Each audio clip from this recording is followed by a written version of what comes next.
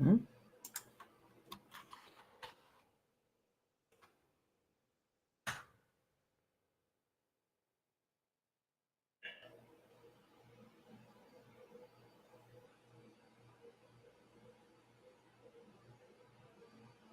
Hmm?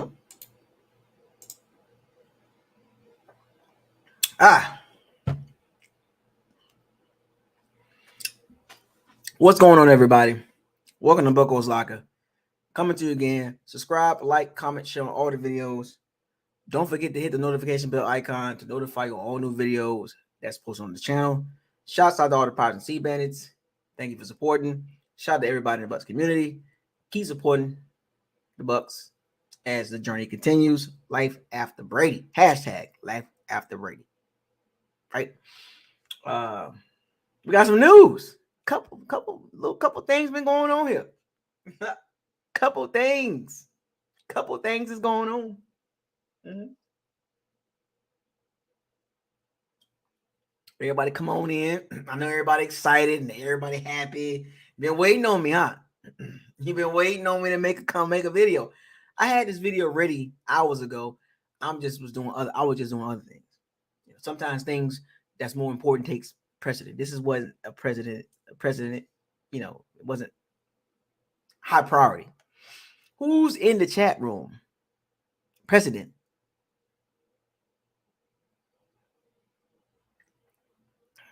Haitian Boy 407, Jonathan Rudis, Buccaneers fan 1225. Today's February 16th. A-Rod, Cody, Lightning Films. We'll get to that. Bucs Game 101, Relax and Chill TV. You relaxing right now, man?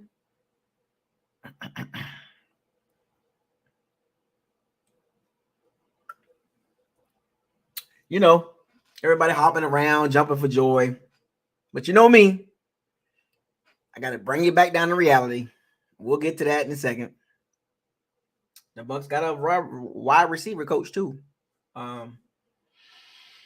Look, I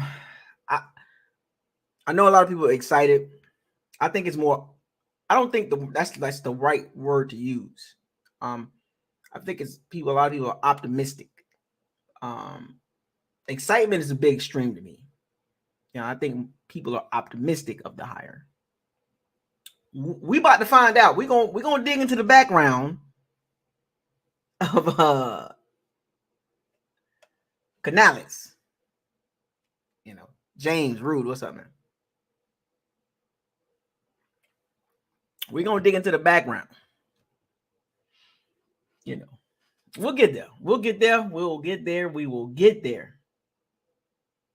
You follow me? The Abercrombie and Fitch instinct, man. That smells good. I still smell it on me.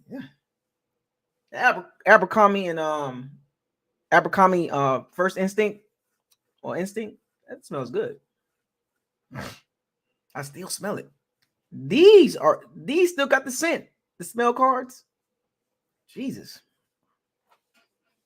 James, what's up, man? Michael Bivens. He said he was waiting on me. Oh, y'all see the theme tonight, right? Y'all see the theme? Let me help y'all out.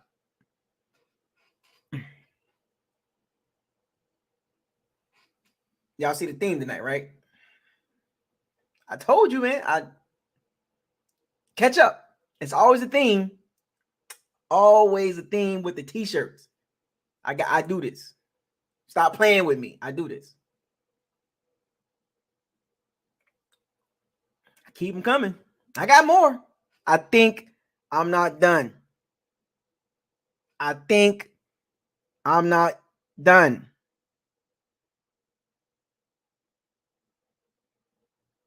You got that? I think I'm not done. I think I'm not done. Don't get mad at me. I apologize. I can turn my volume up. Turn me up. Come on in, everybody. Come on in. Turn my volume down for me. What's going on here? There we go. I'm gonna get loud. Get loud. Get loud. Get loud. Get loud. Let's go.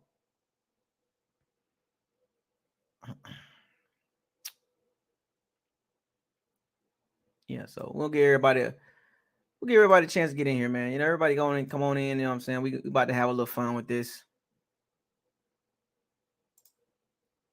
Chili Will, what's the business is, man? Exclusive Garvey. I see you, man. I see you, buddy. I see you, buddy. Mm-hmm. I see you, man. I see you. We there. We getting there. We getting there. Brent, what's up, man? My name is Chili Willie. I'm frozen too.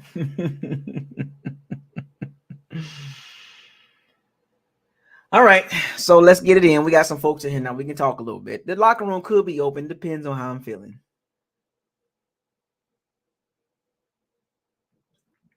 Dave Canales. California guy. Canales.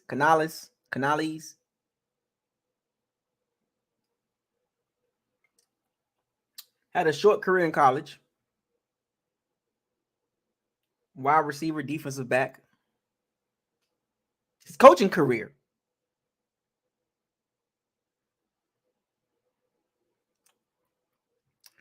Oh, okay. Okay, daddy-daughter dance. Yeah. Okay.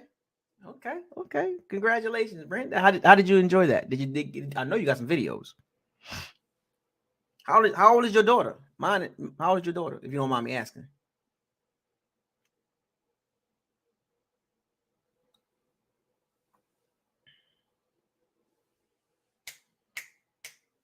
He was a OC at his high school.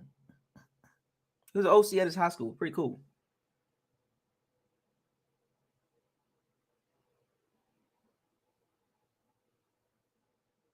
Oh, I'm sorry. You know, not his high school, but he was an OC in high school. 5. Woo! I went through those. I went through that phase. That's when they started developing the conversation.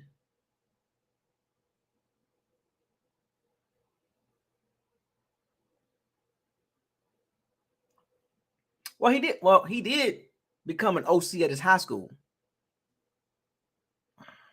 El Camino College. He was a special teams tight ends coach. 2006 to 2018. 2006 to 2008. 3 years. 4 daughters. Oh, Lord. Jesus. 8? That 8-year-old, that's what I got. Yeah, that 8-year-old, full conversation. And, you know, she got a phone, so I bought her a phone so we can communicate more and talk, whatever, video chat. She don't even really mess with the phone like that no more. And if she on the phone, she Roblox, she playing games, or she watching YouTube, watching those Huskies and Mr. Incredible and Mr. Beast and all them, and watching those stories and all that. I try to call her and text her, she hangs up. I'm just trying to talk to her like 5 minutes. I'm like, maybe I should. Kids, man. Clack 5 white.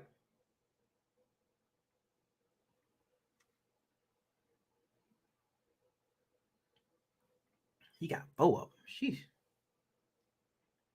So, he was a special teams tight end coach at El Camino College, probably at JUCO, something like that. USC. That's when things got interesting. 2009. Yeah. When I called, she was when she was 5, 6, 7. Oh, she answered the phone. She barely do it now. 1 day will pass, 2 days, 3 days. You know, I would text, you know. I'm like, dang, like, is she okay? I already feel left out. Like, you know what I'm saying? Like, I mean, I did buy you a phone to keep in contact with you, but you're not even using the phone to contact me. But you know, that just They just go through that phase where it's like they find other things interesting. See, when they're young, the daddy is very interesting. When it comes to girls, what I've learned, when you got any girls, and fellas, if you got any daughters, besides, a couple guys in there, if you got a daughter, go back to the early ages when she thought you was interesting.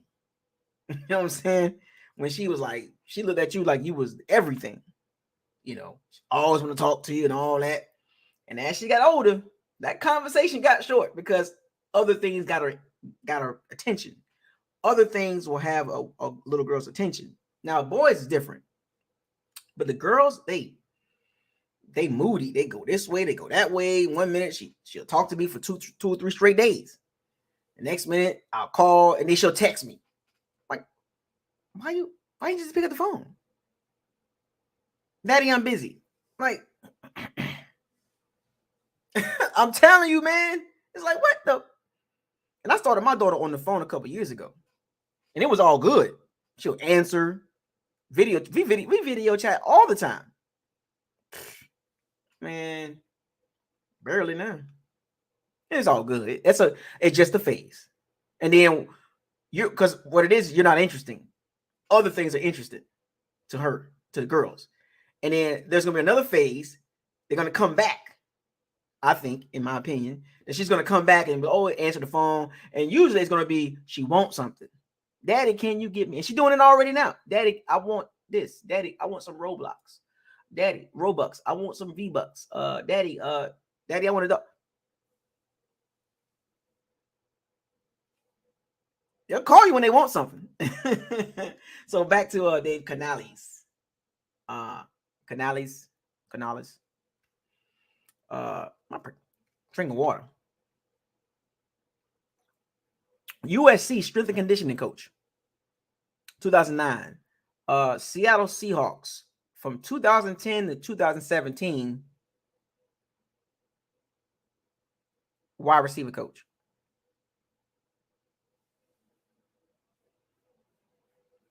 Okay. 2018 and 2019, quarterbacks coach. 2020 to 2021, passing game coordinator. 2022, quarterbacks coach.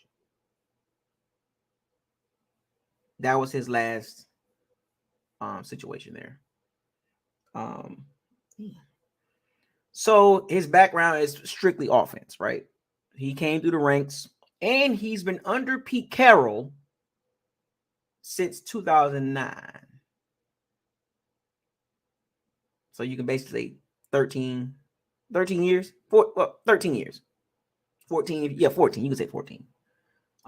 You can say 14. But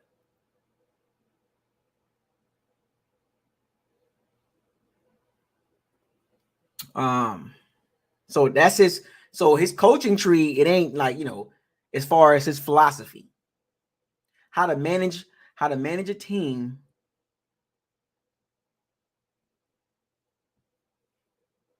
He gets everything from Pete Carroll.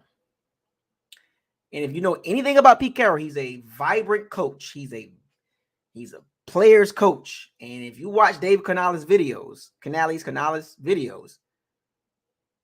he kind of similar. That energetic. He talks a lot. Great energy. He's an energy guy. I'll tell you that much. He got a little. He got some muscles on him. He got the jawline. He got the look that GMs and owners look for in a head coach. He got the whole makeup. Deshaun McVay, Matt LaFleur, Kyle Shanahan, Zach Taylor, Shane Steichen, Jonathan Gannon. They got the look. Got the look.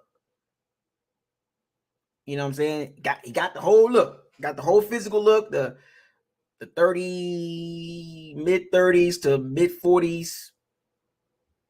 I'm not going to go into details, but you know where I'm going with this. That's what's in right now. When it comes to OCs and head coaches, that's the thing. You see what teams are doing now. Out with the old, in with the new. No offense, it's not an ageism, but that's where the NFL is going. Now the coaching is becoming a young man's game or a young man's position. The appeal, you got to have that OC that has that look, the juice. And there's a few more coming down the ranks. There's a few more quarterback coaches and OCs that will be head coaches soon. There's a few more. Yes, sir. So if you're under 45, if you're between 33 and 45, and you got the look, the physical look, and you under a certain coach, a coaching tree, more than likely you're gonna get a head coaching job. I'm saying that's what owners want. They don't like the Ron Rivera, the Bill Belichick. You know, those guys are they're not gonna hire those guys again. Like the DC from Cincinnati, Lou Amarino.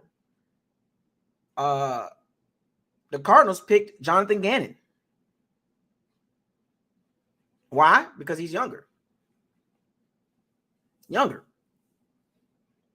They liked it, Lou, the Cincinnati defensive coordinator, but they went with the younger guy.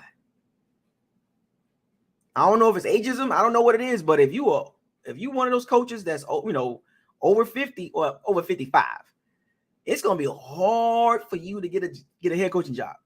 If you are a DC, OC at 55, 60, you got to go against one of these 37-year-old young guys. In my Morgan Freeman voice, good luck, because the owners, they're going to be like, nah, I want that guy. Now, if you want out the GMs, even the GMs are getting younger. Yep. Even the GMs, basketball doing it, NFL doing it. You got to have that swag GM, got a little swag to him, got the look, you know what I'm saying? Most GMs, they want GMs a little older. They want the GMs over 45, in that 50s, you know what I'm saying? But the coaching, under 45. That's what you're going to see moving forward. Yep. And if you're between 45 and 50, that's still not bad as far as head coaching. But once you get past that 55 range, you ain't going to see too many of those.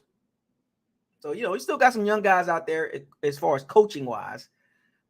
Raheem Morris, I think in his mid-40s, I believe. He's still available, the Bieniemy, the Flores,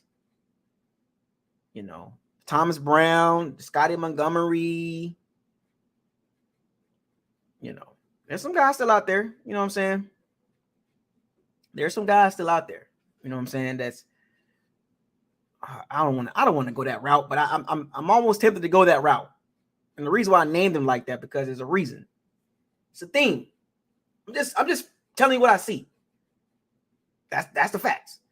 But yeah, you ain't gonna get no more Ron Rivera's and no Bill Belichick's. Nah, Todd Bowles type coaches getting jobs, man. That's dwindling. That's becoming a dinosaur now. Who else got a Frank Wright, Doug Peterson? They're early 50s, so they still good to go. But yeah, it's about young coaches now. D'Amico Ryan, you want those young guys, energetic. They kind of tired of the old school guys. No offense to the old school coaches, but man, like they ain't trying to go that route because they too stubborn. They only know one way. Yeah, Andy Reid, old school. I just don't see those coaches getting more jobs. Like, if they're available, they're gonna probably get passed up. You know what I'm saying? Like, moving forward. But what's up, Sean? It's just what it is. 32 teams. And look at the coaches. Count how many old coaches you see. Belichick, Andy Reid, Ron Rivera. Like old coaches. Think about it. Sean Payton. You could consider him, the older branch. But it's about the under 45, man. It's about under 45, and the Bucs. The Bucs obviously they want their coaches to have young too. You know what I'm saying? Pete Carroll old. But I'm saying if those type of coaches are available and you got young coaches available as well, you're probably going to get passed up as an older coach. The Jim Caldwell, I don't see him getting a head coaching job. The Steve Wilkes. I don't see it. I don't see this for Todd Bowles. If this doesn't work out, this is it for him. If this don't work out for Todd Bowles or Doug Peterson or Frank Wright, that's it. Ron Rivera, that's it. Doug Baru, that's it. That is it for those coaches. They are done. They ain't getting no more head coaching jobs. You get some OCs, you get OC jobs, quarterback coach jobs, but you ain't finna get no more head. This is it for those guys. That little wave right there. That's it. Mike Zimmerman, I don't see him getting no more head coaching jobs. This is it. It's a wrap. The Kevin O'Connells, you know what I'm saying? Like, yeah, you see it. The Dan Campbells, and Matt Eberflus.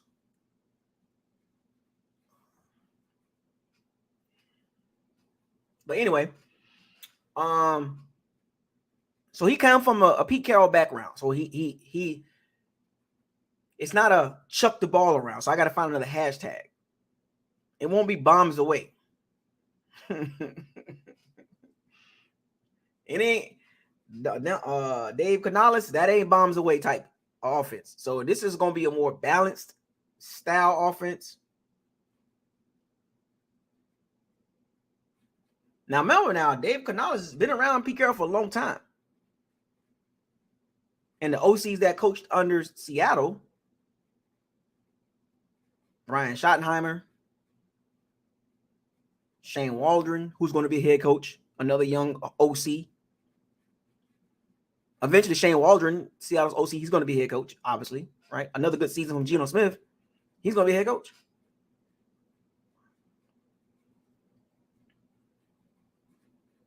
Shane Waldron came from the McVay tree,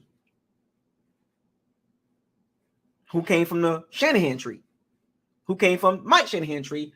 Mike Shanahan came from what tree?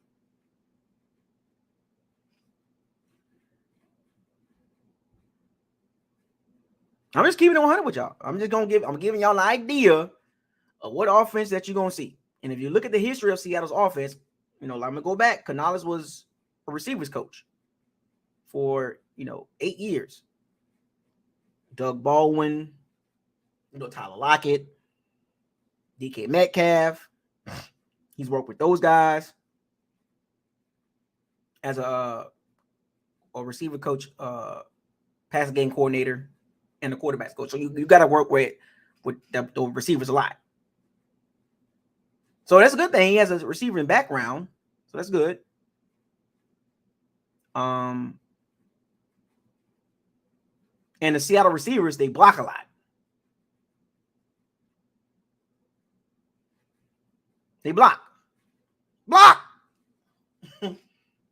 You will see a running game because Pete Carroll, he ain't chucking the ball around like that. That's not Pete Carroll's philosophy. He can. He's done it. Russell Wilson, Geno Smith. He's coached Drew Lock. And we'll get to that in a second, too. Golden Tate. Yep, that's another one. Tough receivers that can block. So Godwin is tough. So we good right there. We good right there. I'm just giving y'all an idea of Seattle's offense. And we'll get into the numbers, too. Don't get this twisted. This ain't finna be no high flying, no risky, no biscuit, chuck the ball around, throw the ball 66 times a game type thing. I'm telling y'all that right now. In my opinion. Antonio Santiago III, what's up, buddy? Tony Lee, what's up, buddy? Clack 5 White, man. I'll clap you in a coma. Madness. Snapping in the morning. But shout out to New Jersey Twerk. Yeah. So I want y'all to get that out y'all head. You didn't. So you got tired of the no risky, no biscuit, chuck the ball around, Tom Brady style offense. You got tired of that. You got tired of the lack of the running game. And if you go back and look at the Bucs' history in the running game, it's been a long time since the Bucs had a running game, a solid running game. And the last good year that I consider good was Doug Martin. 2015 is the last year the Bucs had a really good run game. That is the last year they had a reasonable run game, a run game that had something behind it. Who was the coach then? Lovie Smith. They ran the ball. 5th.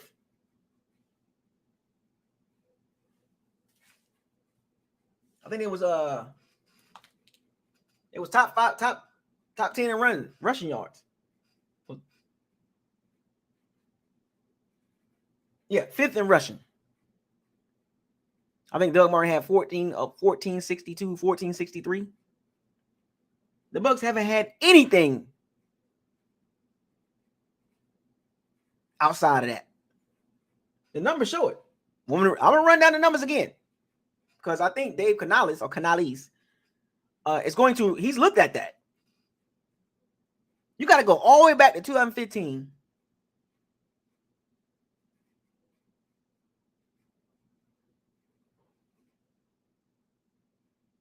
Outside of that, the Bucs' highest rushing yards rank was 24th.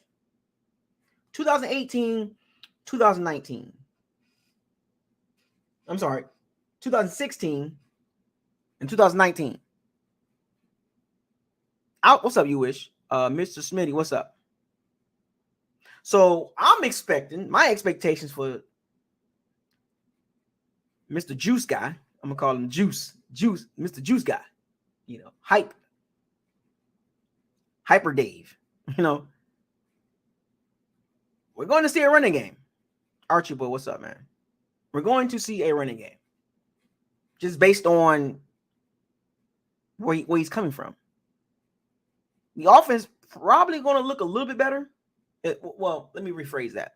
It should look a little bit better, but we don't know. It's speculation because he hasn't called any plays. He was a quarterback's coach, Russell Wilson for 2 years. Passing game coordinator, Russell Wilson for 2 years. So 4 years, 18, 19. Yeah, 4 years he spent with Russell Wilson, quarterback's coach, passing game coordinator. And then Geno Smith, he was a quarterback coach. And, I don't know how much credit you give a quarterback coach as far as the development of a quarterback, but you have to give him some credit. You have to give him some credit because the OC can't spend hours and hours and hours going over tape, specifically with the quarterback. The OC communicates with the quarterback coach. What type of offense I'm going to run, and this is what I need my quarterback to do. I need you to work with him on these throws and these plays. Accuracy, depth, average yards target, stuff like that. So the quarterback coach has a lot of hands-on with the quarterback. So Geno Smith was always talented. Going back to West Virginia, he was always talented. He just came into the league, went to the Big Apple, Jets. And there was a lot of pressure on him. So let's not take nothing away from Geno Smith and act like he was never, talented. Like he was always talented. He always been accurate. He always had an arm. Sometimes it takes the right opportunity and the right fit for players to fully develop and shine. And based on what I've seen with Geno Smith and his development, I ain't gonna say development, but his growth, even at 32, I don't think that's a one-year fluke. Because all the pieces are in place for him to play even better. This was his first year starting at quarterback. And shout out to Shane Waldron and Dave Canales for working with Geno Smith and helping him realize his ceiling. I think Geno's he's going to have another good year. I don't know what Seattle's going to do with Geno Smith, But if they smart, they should resign him. Trill G-Boy 2. More part about what's up, man. They should resign Geno Smith. 3-year deal, some good guarantee money because he earned it. And I don't think it's a fluke. But remember, coaching matters.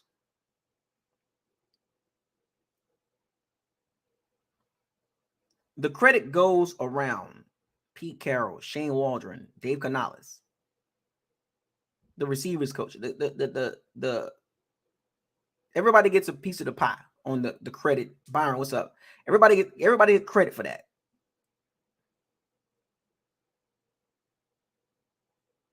Pete Carroll believing in picking Geno Smith over Drew Lock was a great move.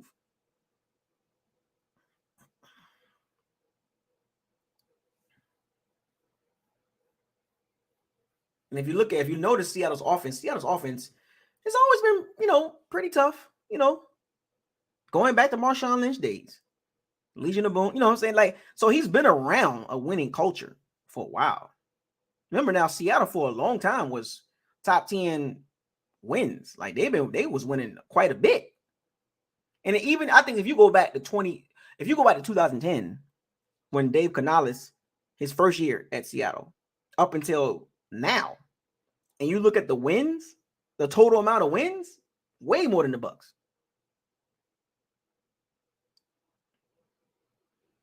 Way more than the Bucs. They've been winning. They had a couple rough seasons lately, but they were winning. The Bucs just started winning 2 years ago. Seattle has established themselves as a winning organization with a Super Bowl. You know what I'm saying? I'm not taking nothing from my team, the Bucs, right? I'm giving y'all a nice sample size. A 3-year sample size, that's good. But a 10-year sample size is even better. Because that gives you a better idea of where Dave Canales came from. I'm just trying to get y'all in the mindset of, when you look at Dave Canales or Canales, he's not coming from a losing culture.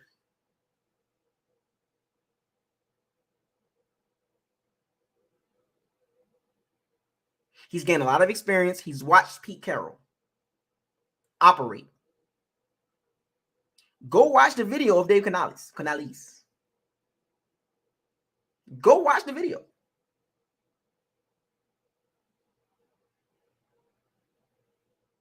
Hyper, energetic. He's a player's coach.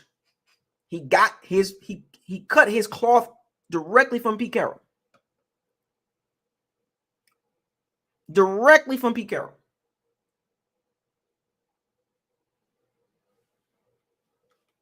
That's where his foundational piece comes from, his philosophy. Balanced attack, run the ball. Ball control. Even when Russell Wilson at his peak, when Dave Canales was on the staff, Seattle wasn't chucking the ball around like crazy.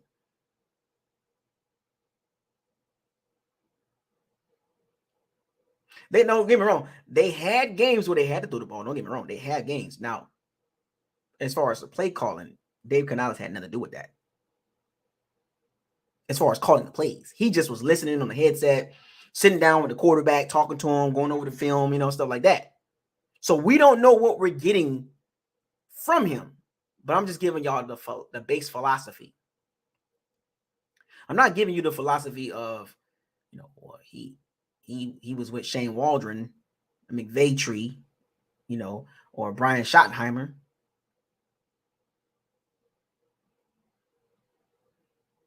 Now I'm giving you his overall thought process. Now, as far as how he called plays, remember, it's based on the plan from Pete Carroll. It's not based on the OC. It's not based on the OC. He's never been OC, but it's not. The game plan is not based on the OC. It's based on your opponent and what you're going against and what the coach wants to do, because you want to enforce your will on the opponent.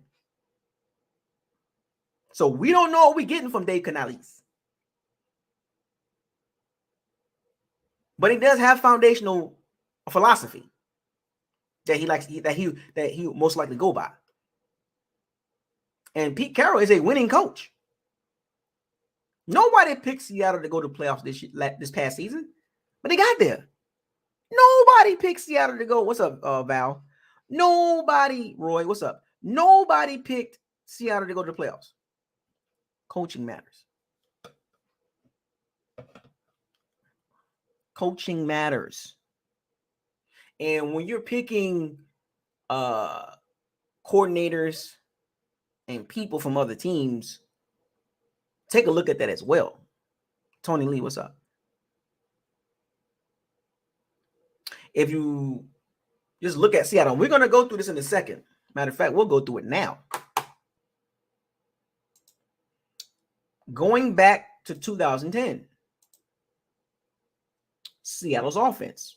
I'm just going to give you the offense because I don't need to talk about Seattle's defense. I'm just going to give you the offensive numbers. So what he's been around. So his first season with Seattle as a receivers coach.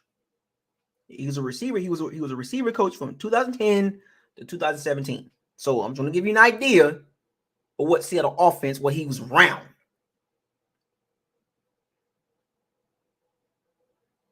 Seattle's total yards per game offensively in 2010. Seattle ranked 26 at 303 yards a game.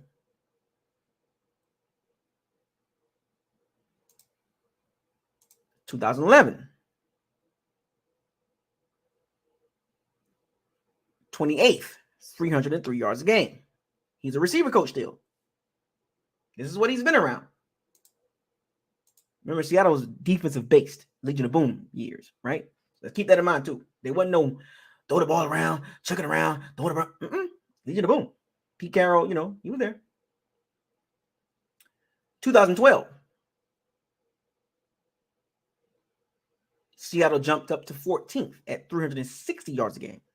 That was in 2012. I believe that was Russell Wilson first year. If I'm not mistaken, was that Russell Wilson first year? Let's look it up. He was a receiver coach still. The 2012 draft. Bingo.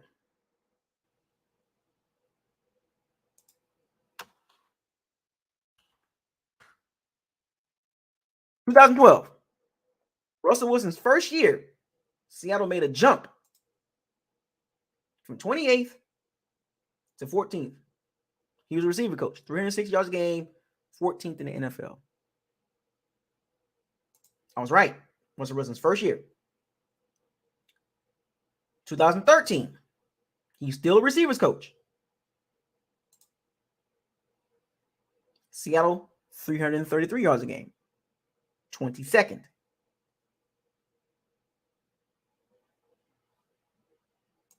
They were still winning, though. Defense. 2014, Seattle went to 9th in the NFL, 375. Still a receiver coach, by the way. 2015, Seattle was 8th in the NFL in total yards, 371. This is Russell Wilson peak years. 2016, still a receivers coach, by the way. Seattle, 15th in the NFL, 356. His last year as a receivers coach. Seattle, 15th at 330 yards a game. So, from the time he started as a receivers coach until his last year as a receivers coach, Seattle offense was, they had a couple years that was high end, and then, most of it was kind of like, nothing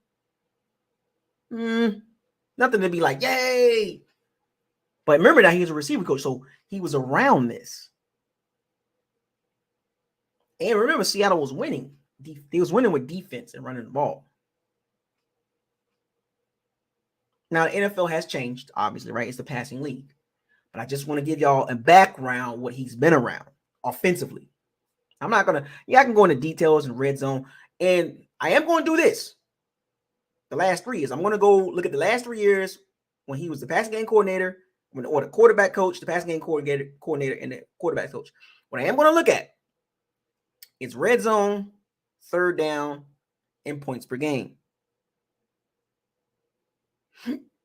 I am going to look at that. King Jackson 813, Family First 04.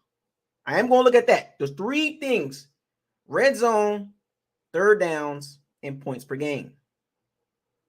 I'm going to go back and look at that from 2022 back to 2020. So we'll get that in a second, but I want to finish this. Now, 2018, he was a quarterback's coach. Russell Wilson. Brian Schottenheimer, right? Russell Wilson was still the quarterback, you know. He was a quarterback coach.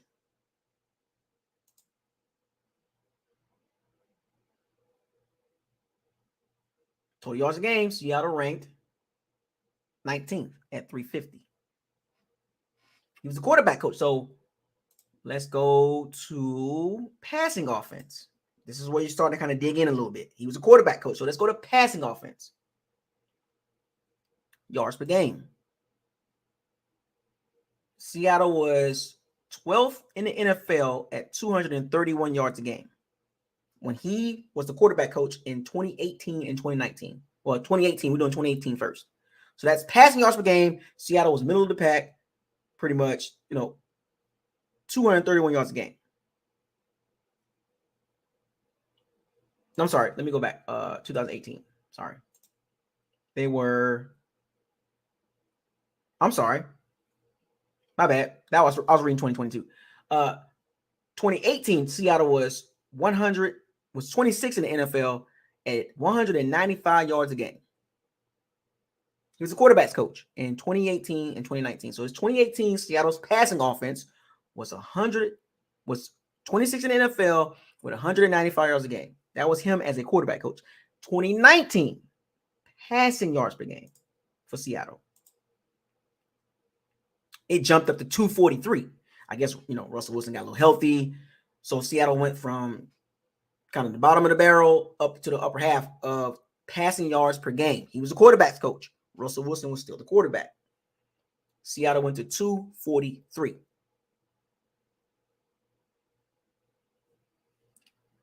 2020. This is where it gets a little interesting, right? 2020 passing game coordinator. 2020 and 2021. So we're going to go back to passing yards a game per game. 2020, he was the passing game coordinator. That means you take the best plays and the bad plays and the plays that's, you put it all together, put the film together and say, well, you should do this right. You basically giving suggestions. Passing game coordinator in 2020. Seattle ranked 18th in passing yards a game. 240. Middle of the pack.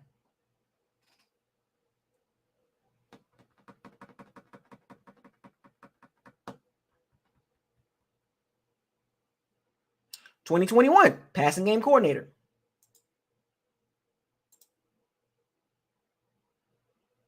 Seattle ranked 24th in the NFL at 201 yards per game. Passing yards a game.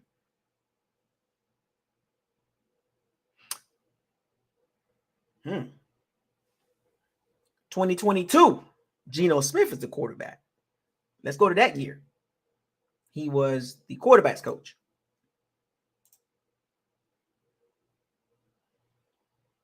Seattle was 12th in the NFL at 231 yards a game. So if you look at Seattle's passing offense, when he was the quarterback's coach, passing game coordinator, then quarterback's coach, Seattle pass was not like light them up.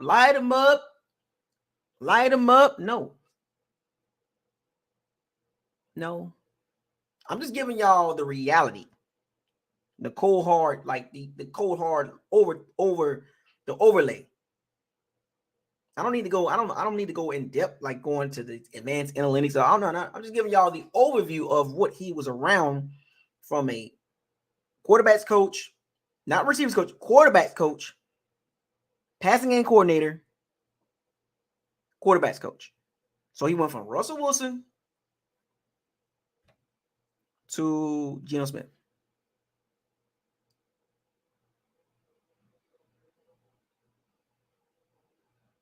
Remember, he spent a lot of time with the receivers. And then he became a quarterback's coach. And then he became a passing game coordinator. And then he became a quarterback's coach again. And now he's an OC. He wasn't a run game coordinator. They had somebody else for that. He didn't design the run plays. He didn't put the run plays together. He put the passing plays together. So I'm looking at it from a passing perspective.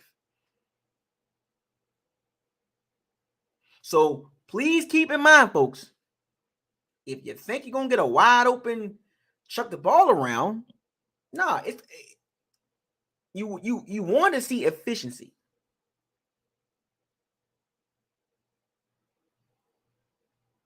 You don't want to see spamming screens. And that's not, I don't think you're going to see that with Dave Canales because his background don't even give you that.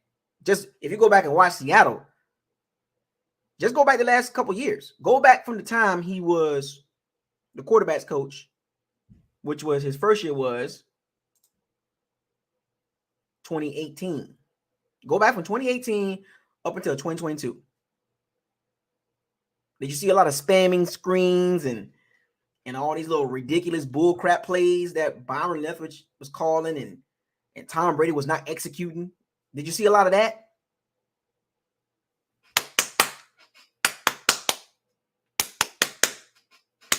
Deep ball, pass interference, please. Yeah, you didn't see that with Seattle.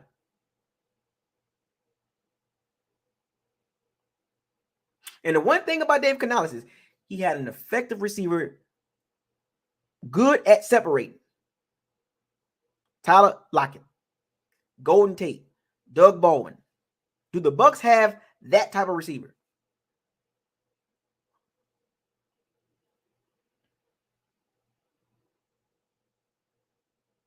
Do the Bucs have a Tyler Lockett, a Doug Baldwin, a prime Doug Baldwin, or a prime Golden Tate? Because that's what Canales has been around. So he has a certain type of receiver that he's used to seeing to run the offense that he's been around. The Schottenheimer and Shane Waldron. And I believe Brad Childress was there too, but I'm going to look that up too. I'm just giving y'all an idea of what he's been around. So I'm going to break this down for y'all real quick.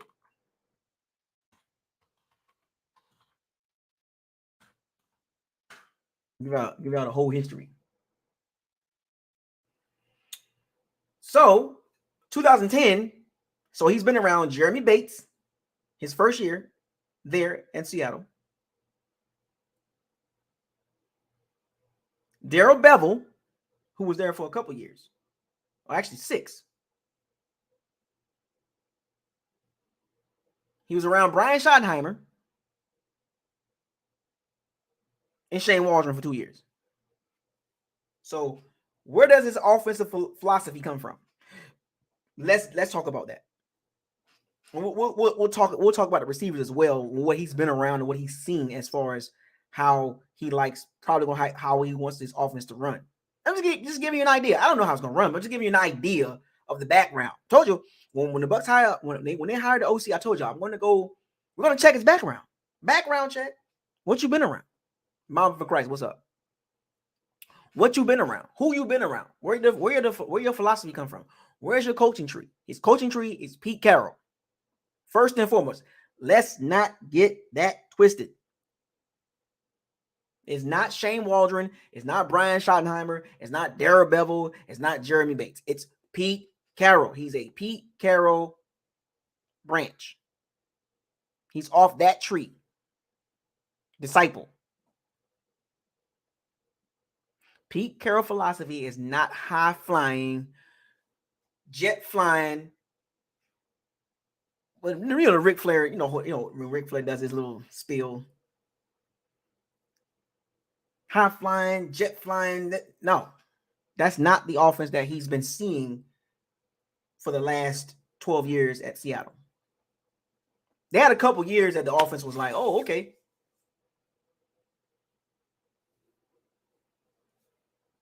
But the reality is Seattle offense has always been more balanced than high flying.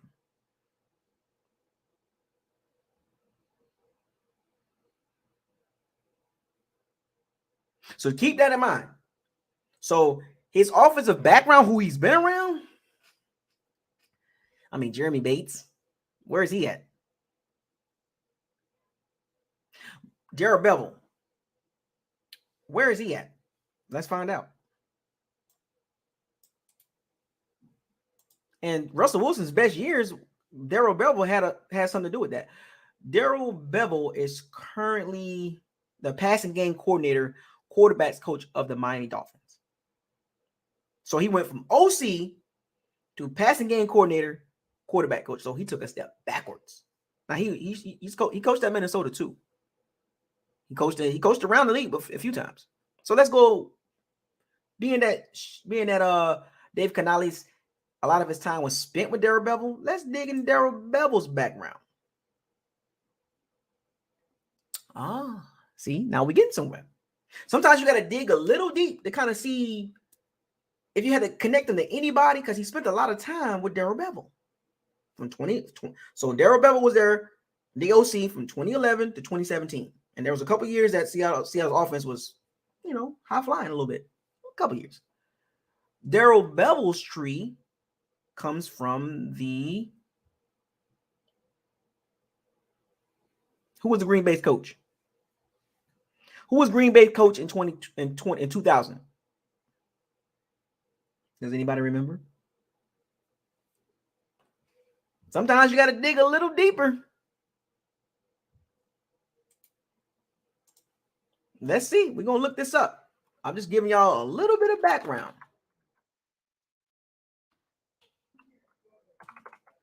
The Packers head coach in 2000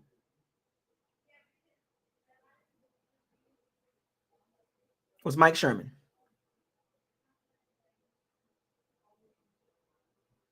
So I'm giving y'all to connect the dots. I'm trying to connect some dots for y'all right here live. Now, no researching it right now.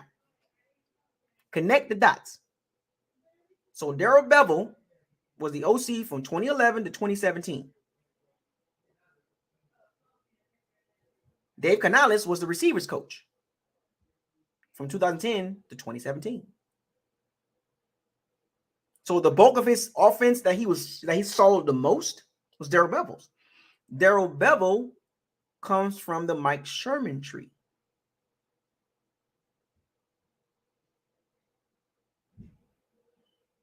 That's what he started. That's where he started his whole little situation as coaching wise. He was an assistant quarterbacks coach. His NFL career started under Mike Sherman. Where did Mike Sherman come from?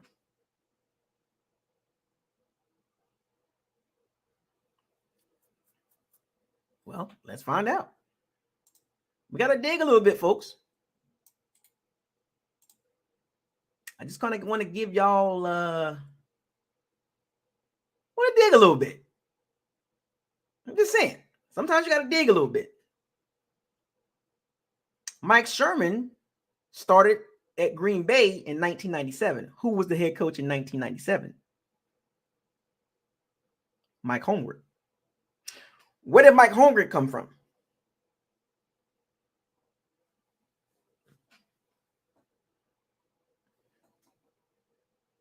His NFL career started at Green Bay in 1997 and 98.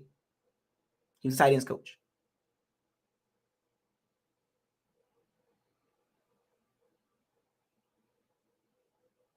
Mike Sherman, who was the head coach of the Green Bay Packers in 1997? Mike Holmgren. Where did Mike Holmgren come from? What coaching tree did he come from? It's connected dots, folks.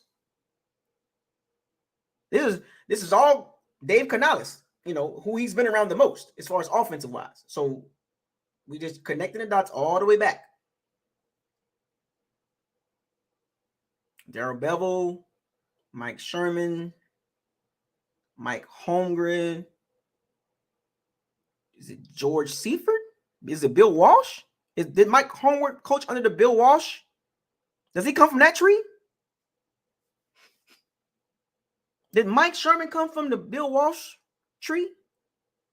You know, the Mike Holmgren, who was part of the Bill Walsh tree? Let's see.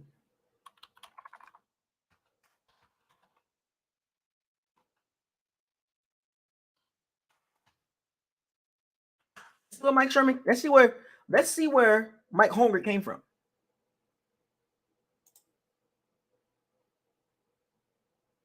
We about to get it in a little bit.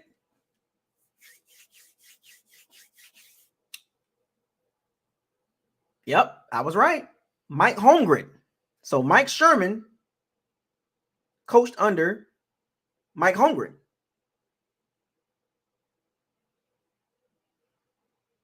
Mike Holmgren came from Bill Walsh. Oh, connect the dots. Look how far I got to go back to give you the bulk of Dave Canales' offense where he's been around. Now, I'm not saying he's from the Bill Walsh tree. He's from the Pete Carroll tree. I'm just giving you the point of his offense background, the bulk of his offensive background. He spent 6 years with Darrell Bevell, who coached under Mike Sherman, who got his career started under Mike Sherman, who got his career started under Mike Holmgren, who his career started under Bill Walsh.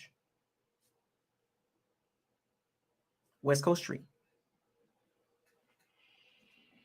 I'm just saying, folks, I'm just giving you an idea of how this works. I've never done this before, but I always talked about this.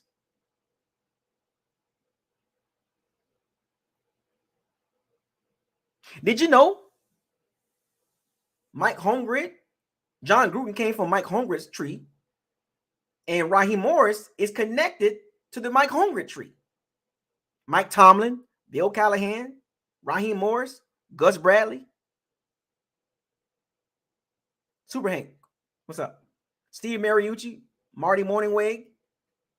I didn't even know Raheem Morris came from the Mike Holmgren, structure, who came from the Bill Walsh structure.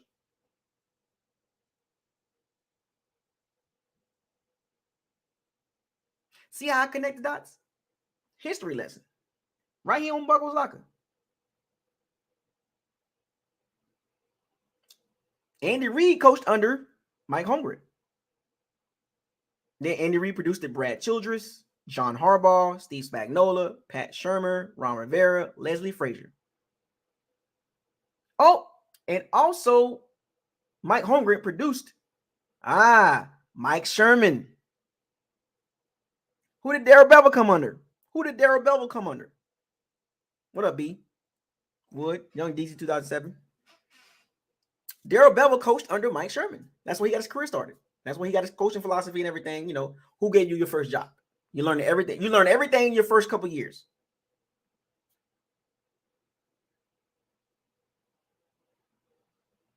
Mike Sherman produced Jim Zorn.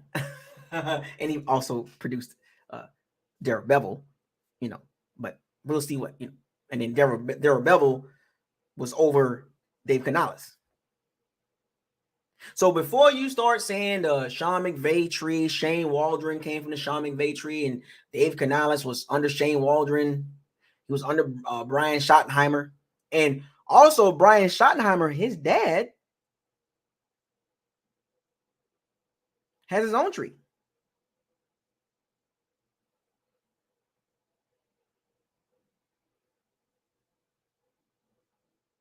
Now, I could go further down. Like I could go, he was Brian Schottenheimer. But that's not the bulk of Dave Canales' background. So in other words, 6 years in the West Coast philosophy with Darrell Bevell, who came from Mike Sherman, who came from Mike Holmgren, who came from Bill Walsh. Connect the dots. Fa la la la la.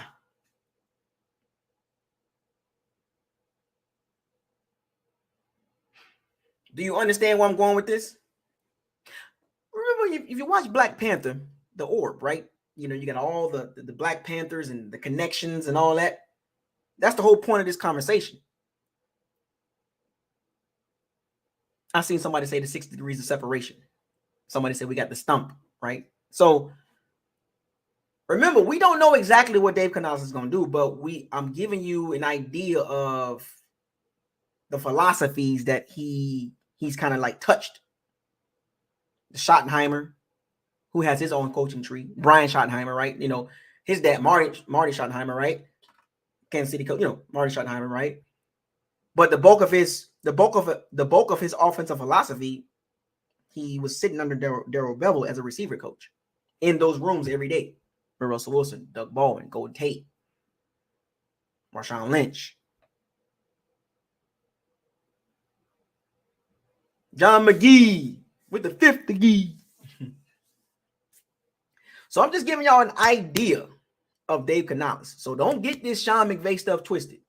Sean McVay can't produce everybody. He produced Shane Waldron. And then Shane Waldron got the OC job at Seattle. Dave Canales was already there. He's been there before Shane Waldron got there. The bulk of Dave Canales' offensive philosophy comes from Darrell Bevell, who came from Mike Sherman, who came from Mike Holmgren, who came from Bill Walsh.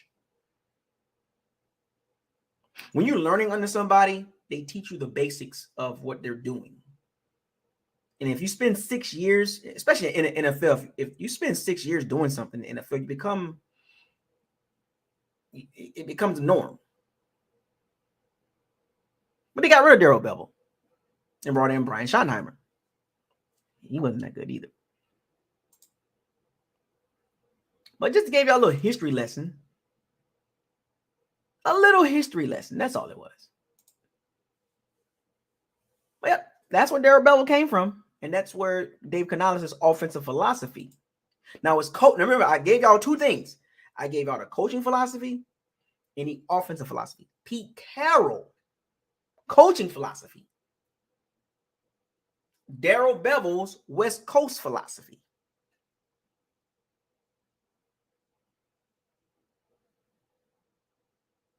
Bill Walsh coaching tree is crazy. I can go deeper than that. It's crazy. Bill Walsh coaching tree has got so many people. He got the main branches and then he got like the brother branches. Like, it's crazy. His coaching tree is ridiculous. Like, it's ridiculous. It's crazy. Like, so many head coaches.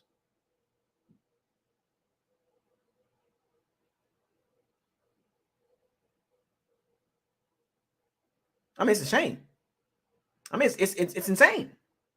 Sam Weiss, Bruce Coslett, George Seifert, Dennis Green, Brian Billick, Mike Smith, Mr. I Don't Believe in Sacks. He was a part of that? Of the Bill Walsh staff? Mike Tice, Scott Linehan, Mike Holmgren, Steve Mariucci, Marty Morningweg, John Gruden, Bill Callahan, Mike Tomlin, Raheem Morris, Gus Bradley, Andy Reid, Brad Childress, John Harbaugh, Steve Spagnuolo, Pat Shermer, Ron Rivera, Leslie Frazier, Mike Sherman, Joe Philbin, Ray Rose, and Jim Zorn. And, oh, by the way, the Andy Reid tree comes from Mike Holmgren, which is Bill Walsh.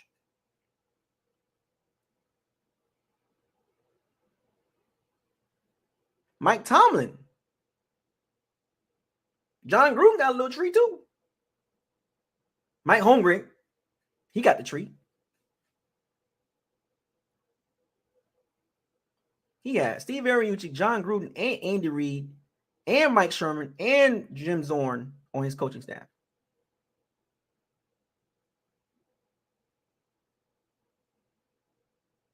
That's insane.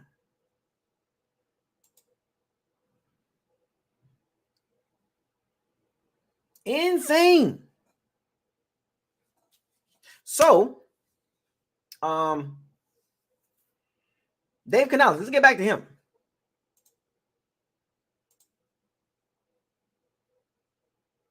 let's get back to him, Mr. Dave Canales. So before we get beside ourselves, most of his background is West Coast. Now, Brian Schottenheimer was an OC for 3 years, but he spent 6 years behind Darrell Bevell or under Darrell Bevell, and then 3 under Brian Schottenheimer, who, his dad, Marty Schottenheimer, has a little coaching tree too. Shane Waldron, we know he came from the McVay tree, but he's only been there under that tree for 2 years. So you spent 6 years under the West Coast tree. And then Brian Schottenheimer came from his dad's tree, 3 years in that tree, and then 2 years in Sean McVay tree. So he has a variety of philosophies that he can put together. Offensive philosophies, not coaching philosophies, offensive philosophies. Now, as far as if he ever becomes a head coach, spent 13, 14 years under Pete Carroll. So you know where he's going with that. Now, let's dig a little, let's get into the running backs and the receivers.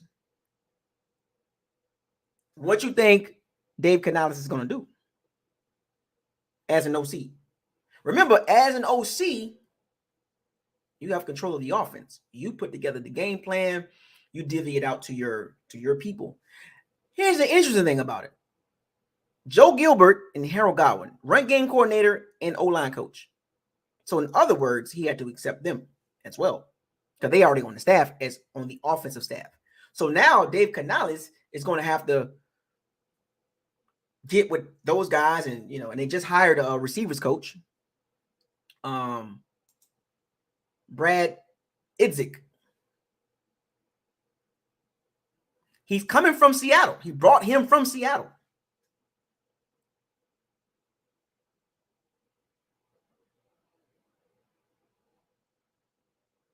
The assistant receivers coach for 3 seasons with Seattle. He's bringing him on as a receivers coach. Seahawks general manager John Snyder said, yeah, he's taking him with him. You take your guy, you take your good friend, you help your friend out. That's the thing about NFL. It's all about connections and relationships. We can talk about talent and all this and all that, coaching tree. It's about relationships. If you working at a company or whatever the case, and you develop a relationship with somebody and you find a job somewhere else, you're going to help your friend out too.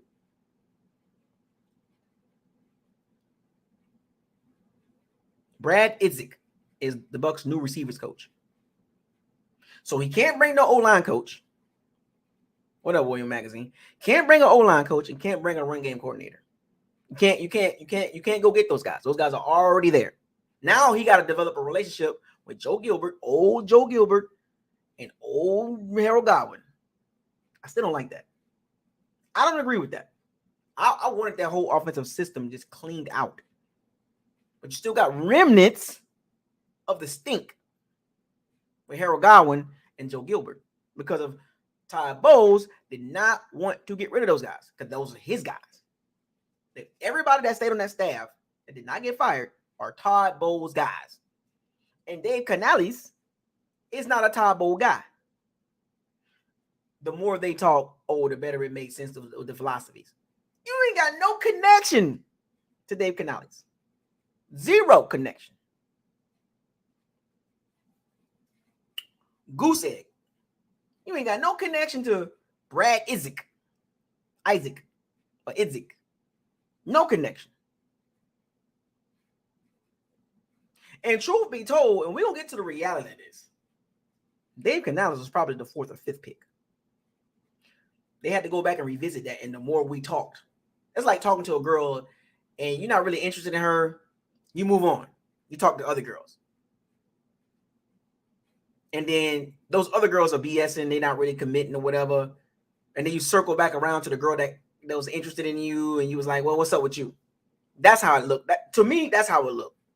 With the Dave Canales hire, that's how it looked. They just circled back around to, well, let's talk to you again. Because remember, he didn't get no second interview.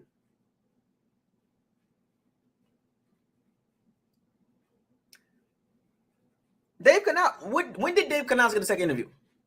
He got one interview, and they moved on from him. Moved on.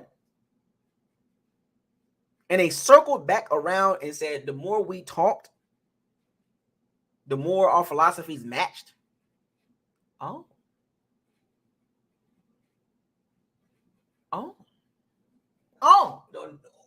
So the more you talk, the more I like you.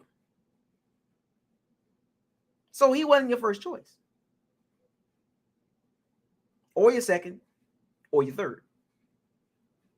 I don't even know if he was a fourth choice.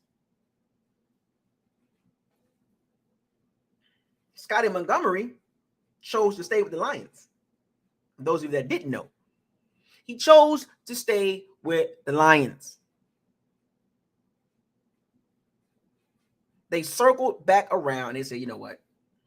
I told y'all, the Bucs did not want you can't let this go on too long. You got to hire somebody. You cannot allow yourself to keep dragging this along.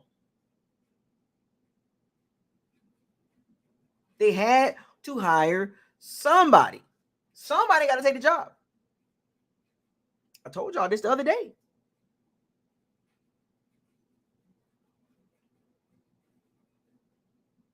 I gave y'all the scenario. They passed him already. You can convince yourself that, oh, yeah, you know what I'm saying, Dave Canales. And this is nothing against Dave Canales. I'm just telling y'all from a Bucs perspective, from a Bucs fan perspective. Subjective, but also with some logical reasoning behind what I'm saying.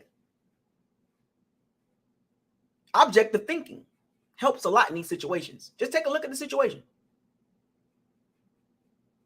He wasn't the first, second, or third choice. I don't even think he was the fourth choice. They turned back around and said, hey, let me holler at you. You like me, right? Yeah, I like you. So what's up? Oh, now you want to talk to me? Yeah, you know what I'm saying? I think you cool. I mean, what's up? I mean, well, I think you cute and everything. So let's do it then. I'm not saying it was an by the way, do you want the job? Do you want this job? But it looks, as far as me and what I think about the hire, question marks. See, being able to control your emotions as a football fan is a big deal. I don't know him like that, but I gave you a history lesson as far as him and his connections as far as what he came up under his offensive philosophy and his coaching philosophy. Not bad as far as coaching philosophy. It's not bad. And then being under Daryl Bevel for 6 years, hey, they had some good years under Daryl Bevel. But Seattle's offense was never world beaters. So the point I'm trying to make to you Bucs fans, excitement, being optimistic, and oh yeah, this is a great hire. Chill. How can it be a great hire when you don't even know anything about him until I started talking about, well, not me, but until you start seeing what he do. Like, you really don't know until preseason. All you're going to hear now is a lot of speculation and false narratives and hype around it. You could be a rah-rah guy all you want to. And that's cool. That looks good for the camera. But you know me. Action. I need to see it. So I'm going to stand pat on this hire. Because a multitude of reasons, multiple reasons. Wasn't the first, second, third, or probably the fourth choice. Just happened to turn around and look at him.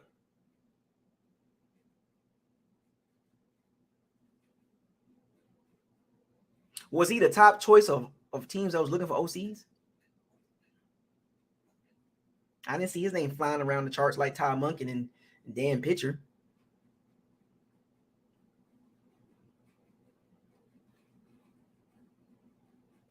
Cliff Kingsbury, you know what I'm saying? Like, I didn't see his name just flying all around. I didn't see that. No, don't give me this. Oh yeah, he interviewed with 15 teams.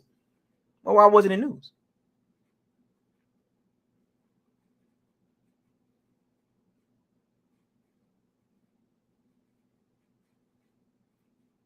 If he was a hot commodity, Why wasn't it news? Because if you look at the situation, this dropped. It was like, oh, the Bucs hired the OC. All right, cool. In other news,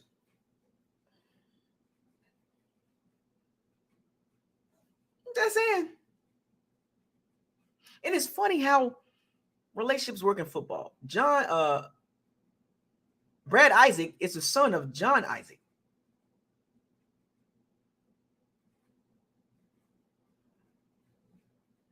The former GM, the vice president of football operations of Seattle.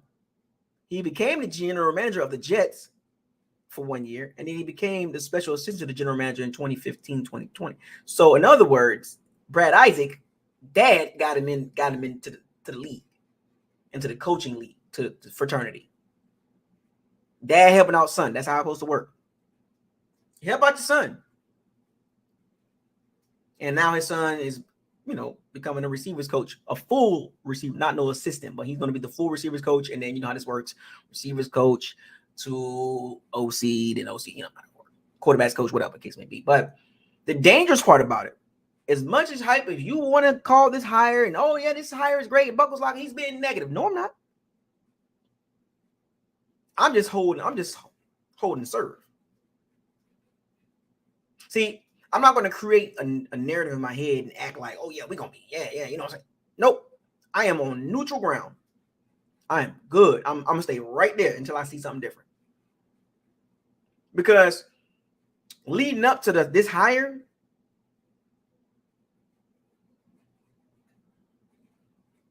it's right in your face.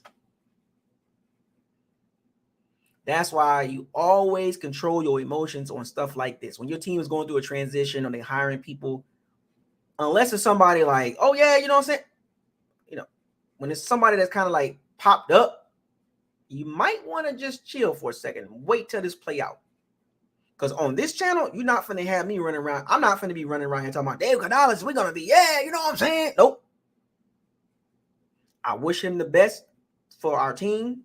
I wish him the best. But you're not going to get anything out of me. What you think about it, Buckles? What you think about it? What you gonna give it? What are the grades you gonna give it? I can't grade something that I don't see no results. Well, what do you think then? I don't know what to think.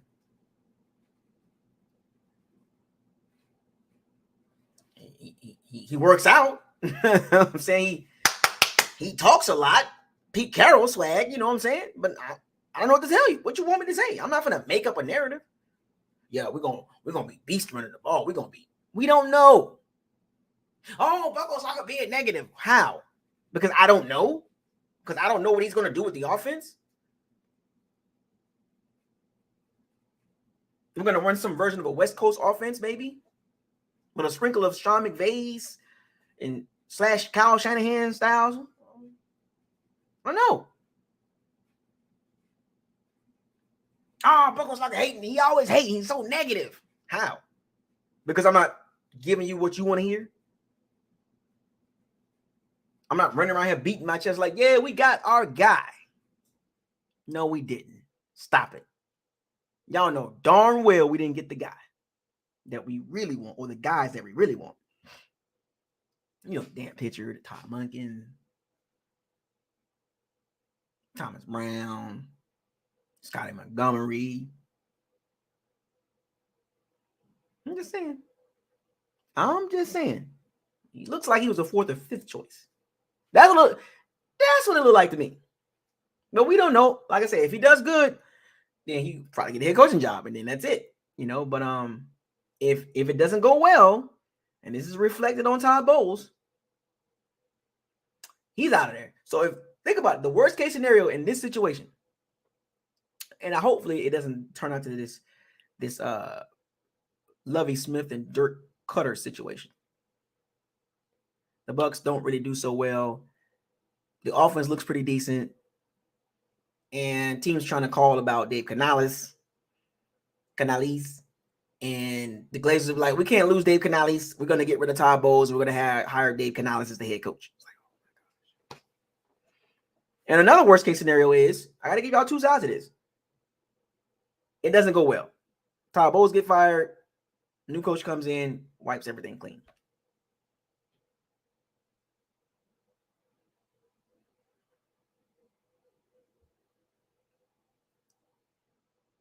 The best case scenario, if things go well for the Bucs offensively, they score more than 18 points a game. And I'll be honest with you,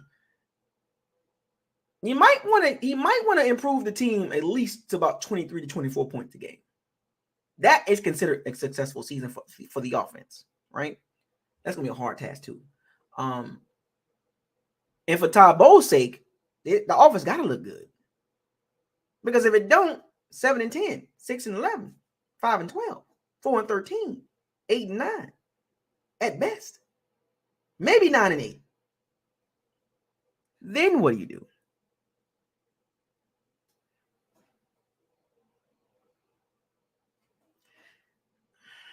But the best case scenario, the offense looks good. The Bucs finish 10 and 6, 11 and 6.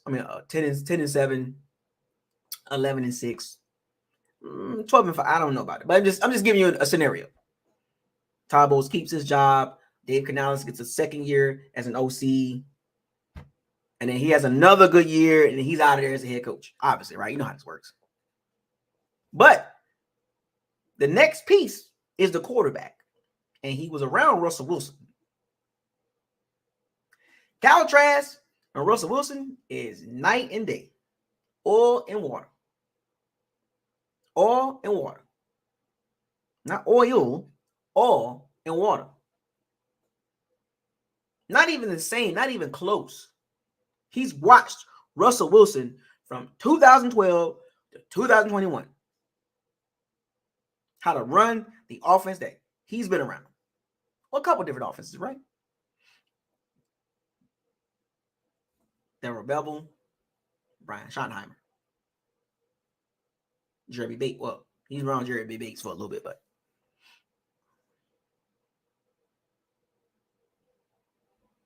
so you can get hype. I'm not getting hype. I'll leave it up to y'all guys and ladies. Y'all can get hype, but not me. I'm gonna stand fast.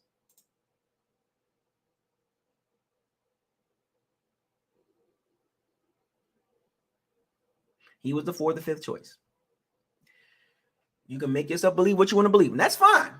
But the results show you he was not the 1st, 2nd, or the 3rd choice. Maybe the 4th. Most likely the 5th. And I'm just saying. You can tell yourself all what you want to tell yourself.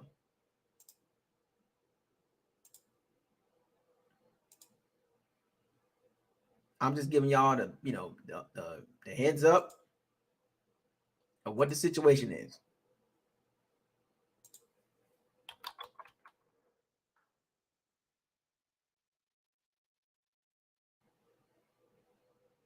And people are going, think about it. People's going to spin the narrative and act like they're going to try to turn this into like this honey bun, bubbles and flowers and rose petals and type hire.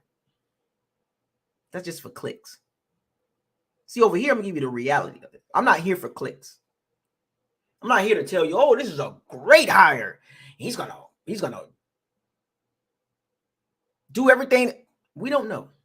But see, these other ones, these other Bucs platforms, they're going to put bubbles and roses all on it. Setting themselves up. But see, if you stay neutral and wait till things play out, you go from there. Because there's no starting point right now. We don't have anything to go off of. Stand fast, Bucs fans. Chill. Wait till you see the product. And even in preseason, it's going to be hype. They're going to Tampa Bay Time and all these other, these other platforms. They're going to just hype it up. Any little thing that the offense do well, it's going to be over-exaggerated. Trust me. Y'all know this too. Anything the offense does different, it's going to be overblown. It's going to be blown up. Overreaction.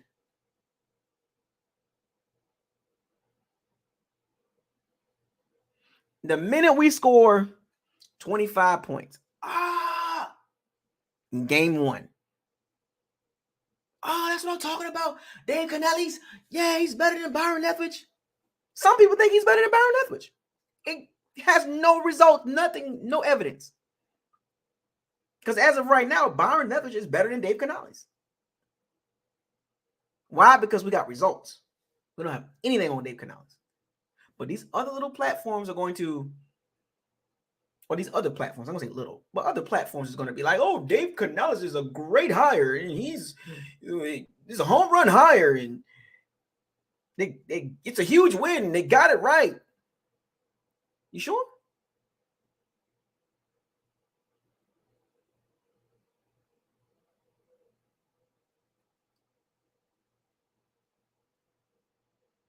No, he's not a protege, man. Facts are all wrong. That's a lie. He's not no protege of no Jeremy Bates. Get your facts straight. I literally gave you the history lesson behind Dave Canales. The bulk of his offensive philosophy comes from Darrell Bevell. Jeremy Bates has nothing to do with that. Nothing to do with Dave Canales. Zero. Zero. How many did you get? Zero. Don't come over here with that, man. Don't do that. I literally gave you the whole history lesson behind Seattle's offensive coordinators. Shane Waldron, Darrell Bevell, or Shane Waldron, Brian Schottenheimer, Darrell Bevell. He spent 6 years with Darrell Bevell. That's where his offensive philosophy mostly going to come from. Sprinkling some Sean McVay and some Schottenheimer. I don't know where you getting Jeremy Bates from. That is a reach. Reach. Thanks. That's a reach, buddy. That is a reach. Sorry, man. You gotta do your research, man. I just literally did it for y'all. I literally did it.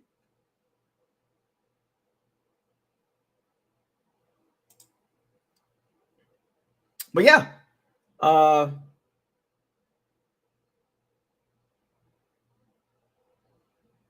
That's crazy. Scotty Montgomery was like, nope. I'm staying with Detroit. That's what I'm saying. It's a dangerous situation for any OC of, well, it's dangerous. It's dangerous for Dave Canales. This could be a one. It could be a one and done, or it could work out great. Don't get me wrong, but this is dangerous.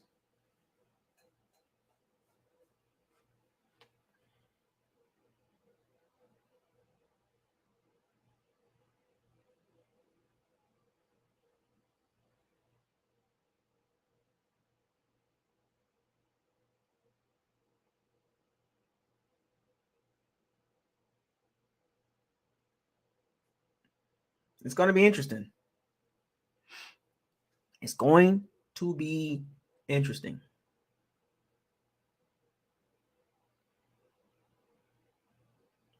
I'm going to keep my emotions in check. I'm not finna do this what a great hire stuff because y'all know the truth behind it.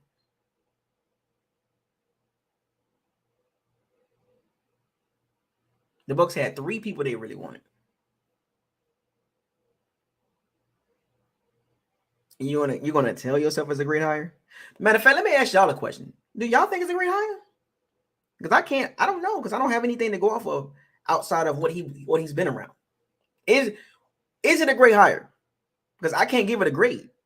What grade can I give it? Incomplete? At best.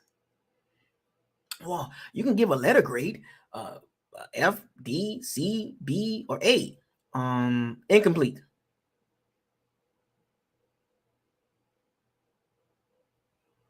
Because if it was a great hire, then it would have been the guy that you wanted the whole entire time. You get what I'm saying? Like, if it was Dan Pitcher, then you can get that from him because Dan Pitcher, you know what I'm saying? Like, that would have been, because that's what they really wanted. You know what I'm saying? Like, if it was the guy you really targeted, that they really wanted, then that, of course, is a great hire. But when it wasn't the guy you wanted, that's a great hire. I just want to understand, like, how do you grade this and it wasn't even the guy they wanted? It's almost like And I know people don't like the word, but you settled. Did the Bucs have a choice? The longer it got, the longer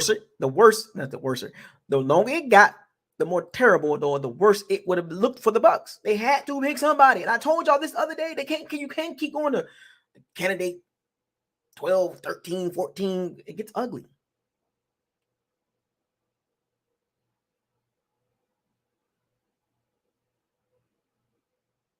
Because nobody knows. But what we do know is what was been in our face.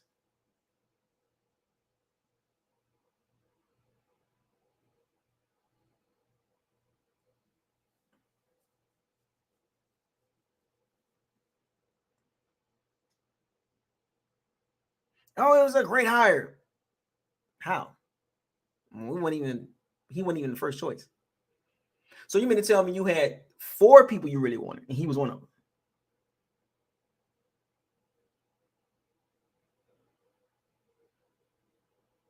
Look, picking Dave Canales, somebody, like I said, somebody had to take it. Somebody had to take the job. Is it the person that you really wanted? No, because 90% of the Bucs fans had no clue who the hell is Dave Canales. Well, they know who Tom Monken was. They know who Dan Pitcher was. Know where he came from and who he coached. Joe Burrow. Oh, Dan Pitcher. Yeah, second interview. Yeah, that's the guy. The minute we hired Dave Canales, yeah, we got our guy. What? They just interviewed Scotty Montgomery yesterday or the other day. Like, what do you mean they got their guy? They just circled the block. They came back around to Dave Canales. They passed him already. Because if he was the guy, they would have picked him already. Cut the crap.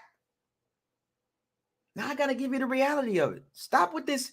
These they are great. What do you mean? How? He wasn't even the guy.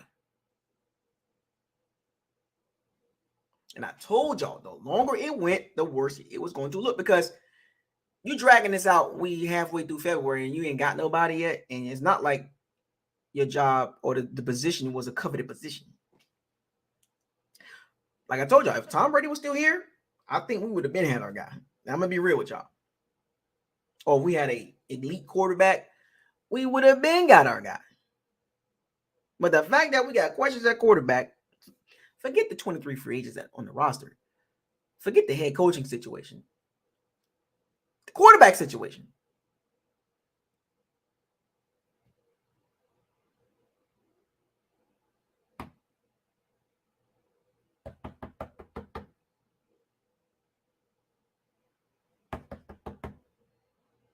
Who did you really think you was going to get?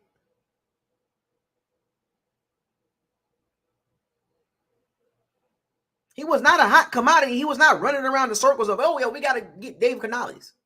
There was no reports on him. He interviewed with us, and it was the next day news. He interviewed with us. It was like, oh, okay, cool. That's how I looked at it. Because when I seen the report saying the Bucs interviewed Dave Canales, I was like, okay. But when the Bucs talked to Tom Monken and Dan Pitcher, it was and interviewed Thomas Brown for the second time. He had more traction on that.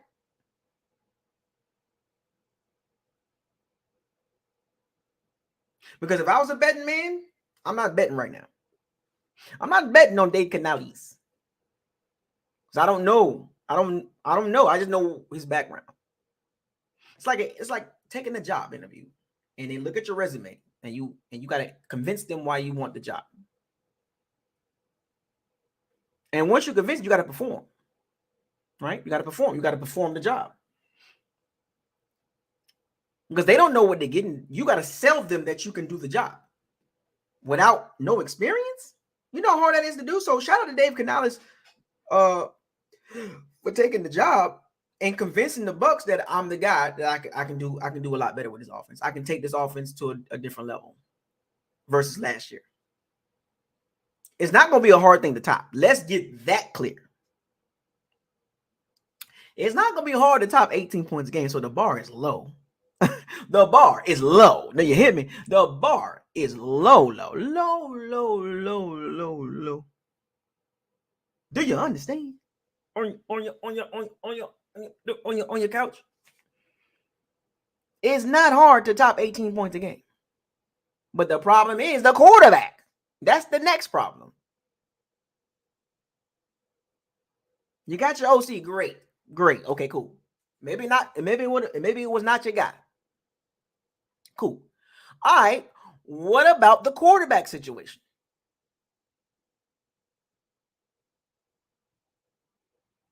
Because I'm gonna be honest with you, who would you rather have, Eric Bieniemy or Dave Canales? Because if the Commanders get Eric Bieniemy, that's a better hire. What have you done for me lately? Ooh, you can miss me with the, oh yeah, he could. But then when you already done it, is because the guys that got hired, either they were hotter names or they were more experienced with better backgrounds. Because Bucs fans, don't front and don't cap. Don't cap, because if Dan Pitcher was the guy, you'd be running around here beating your chest. So now Dave Canales is the hire. You trying to fake run around and beat your chest?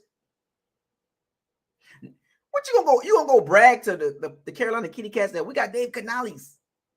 Carolina fans gonna be like, okay, cool, we got Frank Wright. Who would you rather have?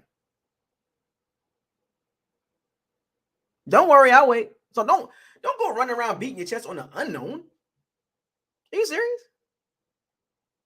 Let the man produce something before you go beat your chest. Yeah, some Bucs fans running around here beating their chest. Trying to hold on to something. It's hope. I remember, I forgot what Star Wars that is. But they were talking about hope. I don't know if it was Emperor Strikes Back or Return of the Jedi or something. They were talking about hope. Forgot which one it was, but hope can only get you so far. I hope you do good. I hope he does good. You can hope all day you want. You can hope all day till your face blue. You can be optimistic as much as you want to be.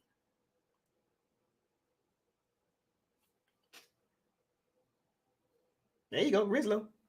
New Hope. That was at 7 or 8. That was the 4th. Yeah, so I knew it was Return of the Jedi.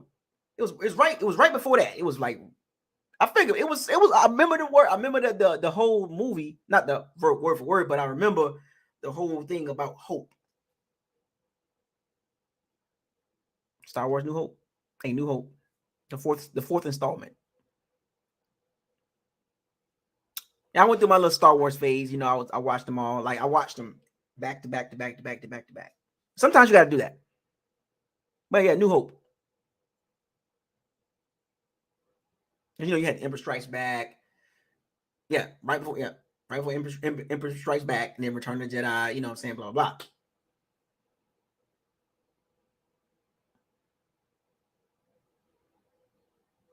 Right before Emperor Strikes Back. Yep. There you go. Matter of fact, Star Wars timeline. Y'all know I got to do my movie references. I'm not a Star Wars head, but I went through my Star Wars phase. I did go through my Star Wars phase. I did. I did.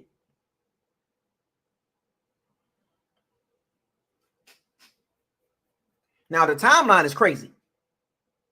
The timeline is not like you think it is. It's a crazy timeline. The Star Wars timeline is weird. Yeah, like it's weird. New Hope is before Emperor Strikes Back, and then Return of the Jedi. Rogue One goes before New Hope.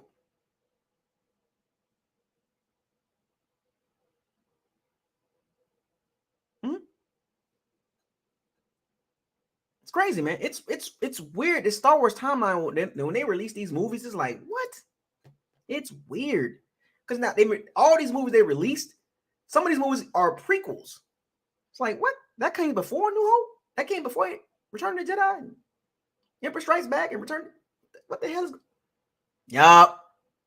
Star Wars Renaissance, and it's like weird, man. It's weird. Threw me off. Big time. That's why I had to go back and watch it. I'm going to have to go back and watch it again. Because they added some new stuff. Like the Phantom Menace, it's number 2. Star Wars Attack on the Clones, which I do like. Attack of the Clones, pretty good. Clone Wars was pretty good. Bad Batch, yeah, these are all pre before. Star Wars Rebels, Obi-Wan Kenobi. It's weird. The timeline is weird. But man, you go. Don't beat your chest. Don't beat your chest like it's like that. Revenge of the Sith. I ain't too much care for that one. I didn't too much care for the Revenge of the Sith. Yeah, that was kind of weird. That was kind of like when I watched it, I was like, remember, if you got the time to do this, folks, in my little movie rants, right? Do this every day. Watch Star Wars every day.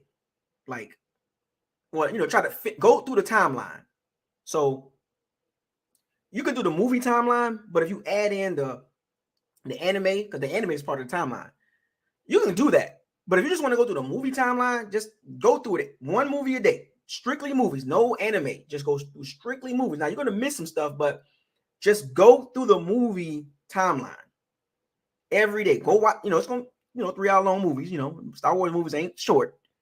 It feels it's just like Avatar. You know what I'm saying, or Endgame, right? But just go every day. Watch a Star Wars movie, the movies, not the anime series or the Disney Plus. Just the movies.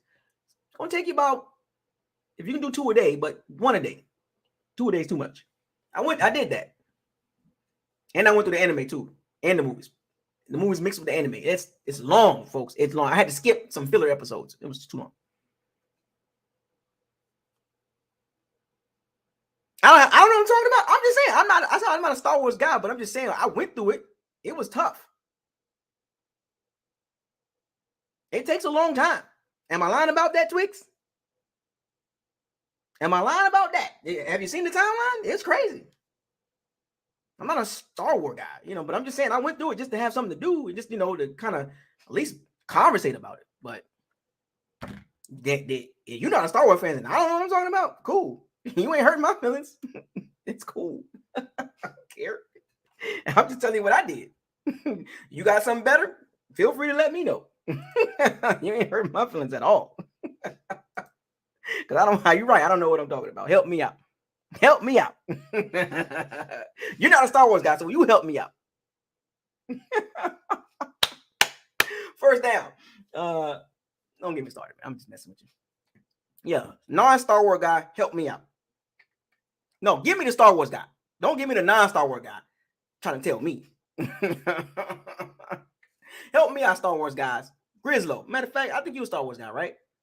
I don't need no non-Star Wars guy telling me what I don't know what I'm talking about. But yeah. So the Dave Canales situation, it remains to be seen. You know what I'm saying? Interesting though. I'm gonna hold for it.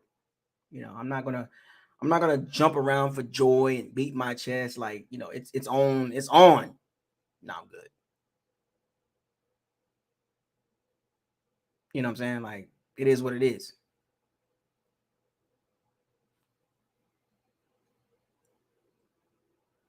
Once we start seeing some results, then I can kind of give you a better idea. And it's gonna be a while. Thank you, Grizzlo. At least you're a Star Wars guy, not somebody just randomly coming in and saying, I don't know. Help me out. Help him out too, since he's not a Star Wars guy. Yeah, help him out. Help me out too. I need help. I'm still missing a couple episodes. But I like his energy though. I would say this. I like Dave Canales. I like his energy.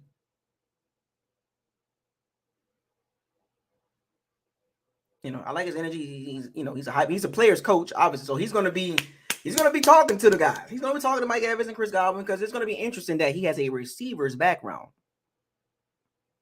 He was a wide receiver coach for several years. So I'm very curious to see when he had DK Metcalf and Tyler Lockett. And he had Kenneth Walker this past season. So he got a chance to see Shane Waldron call the plays. So he literally saw Seattle's offense with Geno Smith. And it looked good.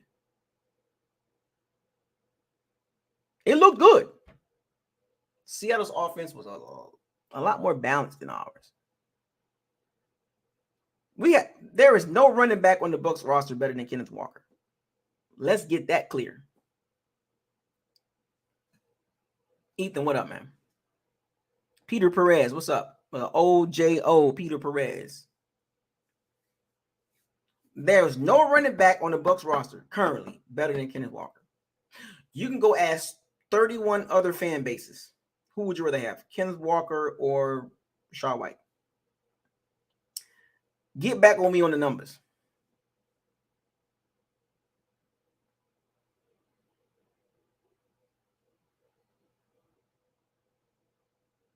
Mr. Bucks everything. There you go. I knew we had a Star Wars guy in here. Help me out. The first three explain 4, 5, and 6. So basically, yeah, it was the prequels. As I said earlier, didn't I? Didn't I say the prequels? There was movies that explained the 4, 5, and 6, which was kind of like the beginning. I think I got that right. The first three explain 4, 5, and 6. Prequels. Because just say, and that's how I watched it. I don't know what that dude talking about. It was weird. I'm actually looking at the timeline right now. Yeah, I thought Phantom Menace was but then they got the 4, 5, and 6, the three main ones. The Star Wars New Hope and the Emperor Strikes Back and the Return of the Jedi were the three main ones. But those were 4, 5, and 6 on the timeline. And then the beginning ones, Attack of the Clones was at the beginning.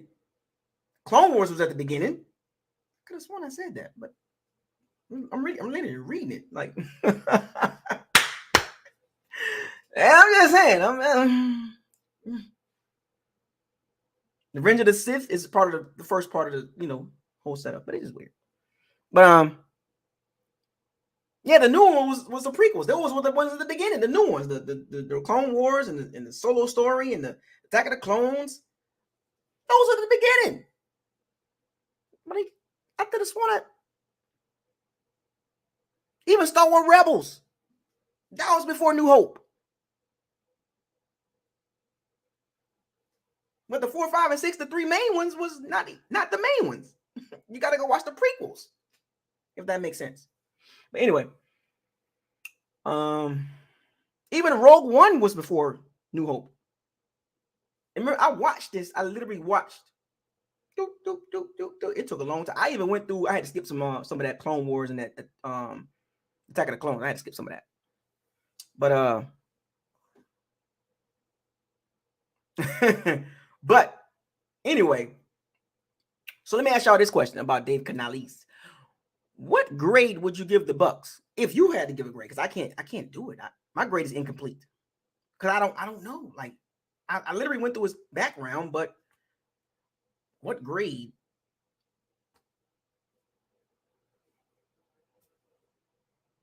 Exactly, James Rude. Thank you. I appreciate it, James Rude. Shout out to James Rude.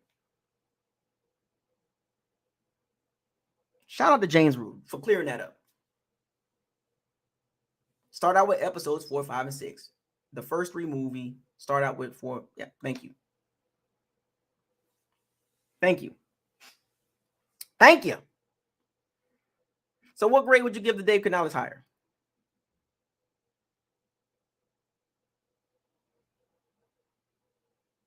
Mr. Bucks everything. Thank you.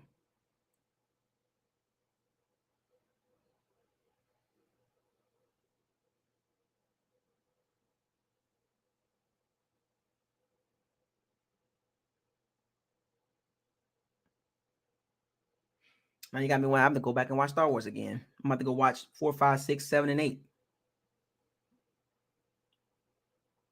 I didn't like the Rise of Skywalker. That was I didn't like that one. Last Jedi was cool. Force Awakens was all right.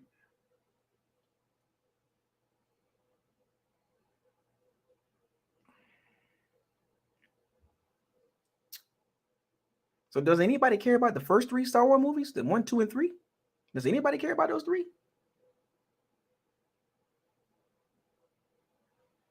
I'm just curious. Don't nobody really talk about it.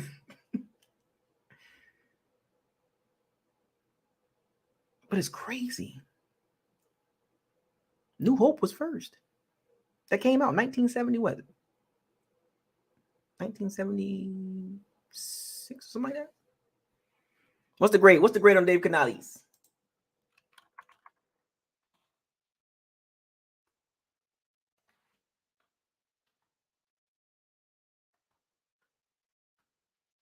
$1977. Yep. Star Wars New Hope.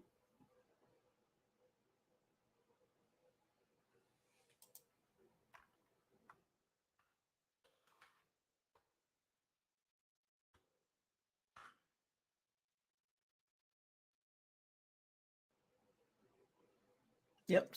Number 4 was the first one to come out. Crazy. And that wasn't even the first quote unquote Star Wars movie on the timeline. Why they started out like that? Can anybody explain that? Why did they start out with New Hope, which is number 4? I don't understand that. Explain that to me. Why was number 4 the first one? But it actually wasn't the first part of the timeline. 1978, July 21st. July 20, May 25th, 1977. As far as movies, books, whatever. Man, I don't know. Would the Bucs become the Tampa Bay Seahawks? Tampa Bay Seahawks? The Tampa Bay Seahawks. Somebody mentioned, Rashad Penny is a free agent. Geno Smith could come to the. Somebody mentioned, one of those channels mentioned Drew Lock because he knows what Dave Canales wants. How would y'all feel about Drew Lock at quarterback? How would you feel about Drew Lock at quarterback?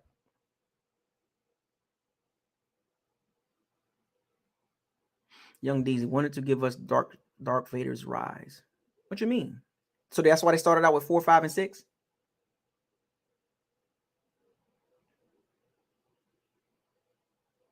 So they wanted to see, okay. That's just weird. Huh? I mean, I just thought that was weird.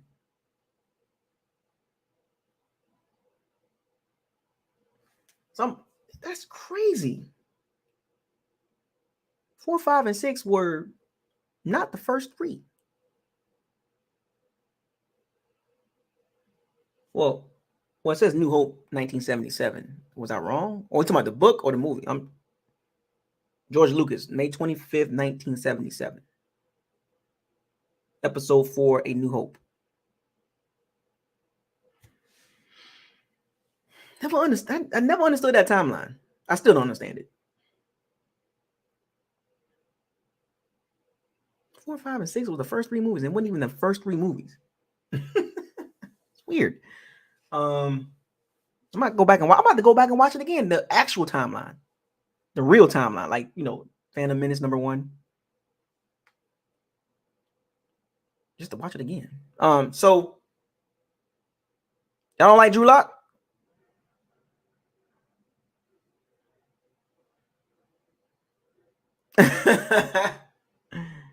I'm gonna watch Star Wars tonight.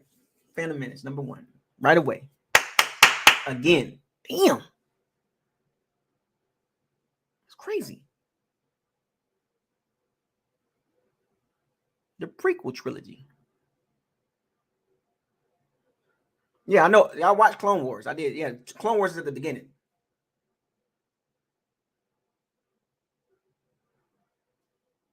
The second set 3 movies were 1, 2, and 3. It was about Anakin. 4, 5, and 6 was about Luke. Right. Got you. So I'm gonna go back and watch 1, 2, and 3, which is about Anakin Skywalker, Luke's father. Yeah, I'm gonna go back. I'm gonna go back and watch it again. I'm gonna watch episode 1 tonight, just because. Yeah, I'm gonna go back to the Anakin saga again. I watched it already. I want to watch it again. I'm just trying to understand, like, you know what I'm saying? Just trying to understand it. That's all. I'm so far behind. I'm not a Star Wars guy, but I do want to kind of understand a little bit. So I'm gonna go back and watch episode 1, Phantom Menace, tonight. So I got to go through the timeline again. I'm going to do this. I'm going to keep y'all updated too. Again, it was painful. I ain't going to lie. It was painful. I like the anime though. Anime is pretty cool. No, I haven't watched one. I haven't watched no episode of Snowfall yet. I haven't watched one episode of Snowfall. Not one.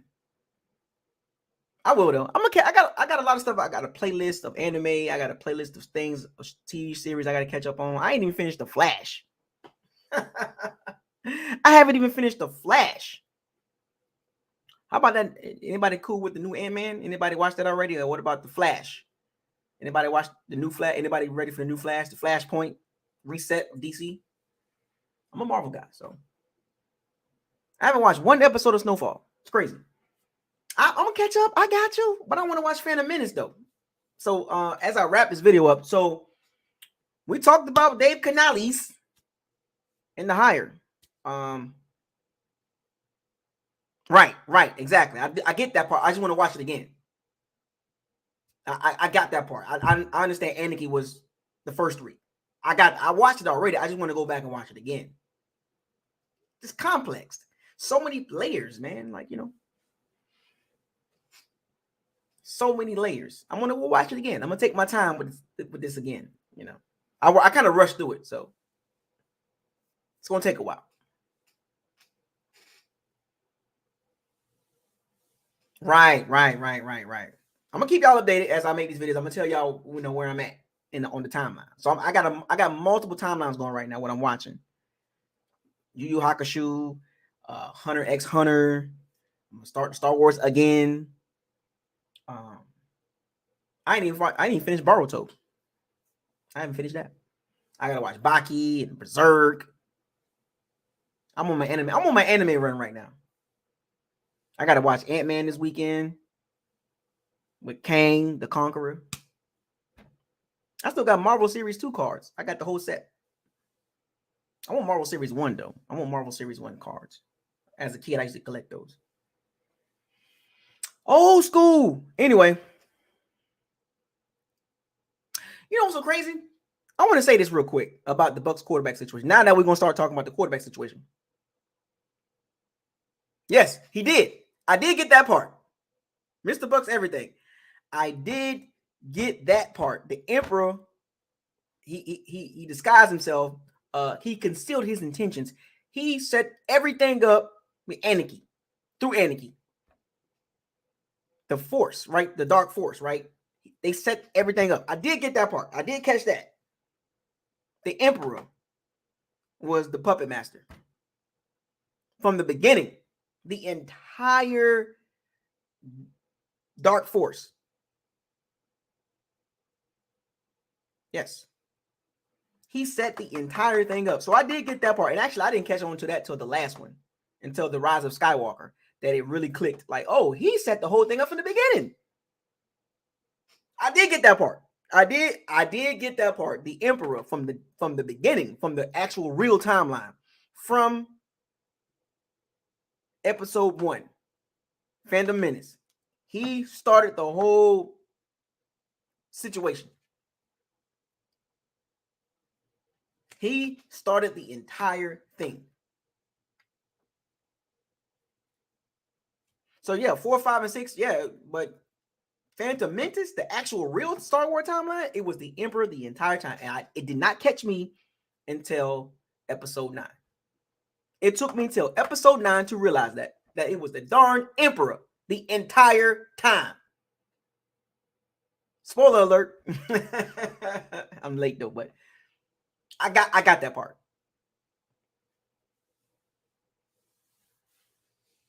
I'm gonna watch it again. I am. I'm actually excited to watch it again now. Now I'm gonna see things different now. You know. I haven't seen BMF yet. Not one episode of BMF. Not one episode of Snowfall. I gotta finish the Walking Dead. I'm near the end though. But I Am Legend 2 coming out. I Am Legend 2 is coming out. Yep. X-Men 97. DC doing a reset. Flashpoint is the reset of DC Universe. Moon Knight. I think they might make a season 2. I'm looking forward to Black Knight and Blade, Midnight Suns. I'm the Midnight Suns, the actual real Midnight Suns. Blade and Ghost Rider and Black Knight from the Eternals. Yes, he was a politician. Yes, he was a part of the whole. He was there. Like when I go back and think about it, the Emperor, he was a politician. He was playing chess. No, I haven't seen the latest Batman. I hope Blade is rated R. Deadpool, Blade. I hope they do the real Midnight Suns. You know who I want to see? I want to see Kraven in the Spider-Man, the Spideyverse. I want to see Kraven. I really want to see Kraven. I want to see Blade chase down Morbius and get him up out of here. I want to see Blade get to Morbius, get him up out of here, or try to get him up out of here. Remember Spider-Man, Amazing Spider-Man series, the cartoon, when Blade, that saga with the Blade and Morbius, Spider-Man. Spideyverse got a lot of characters that's connected. But I do want to see Kraven, though. I do. Who is better, Kraven or Taskmaster? I'm going to go with Kraven. His skills is ridiculous. Sinister Six.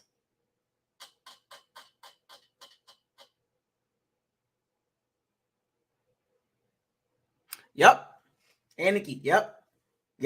Exactly. Yep, that is true. That is true, Mr. Bucs Everything. That's when the darkness got to him. He went into a dark place and he got vulnerable. Anarchy got vulnerable, and that's when the Emperor started putting stuff in his head. The force is strong with you. Taskmaster. Man, give me Kraven. Give me Kraven all day. All day. Fighting skills, give me Kraven. Kraven just too good. I don't understand why they did Taskmaster like that. I don't get that part. Weird. I thought that was the whole that whole Taskmaster was weird. That was just weird. To me, that was weird.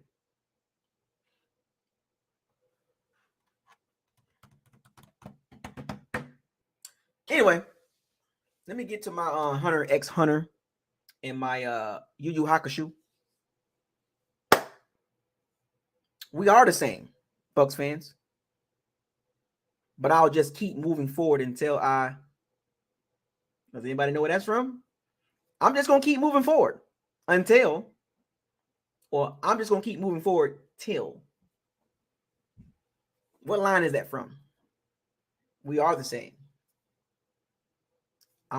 I'll just keep moving forward till I...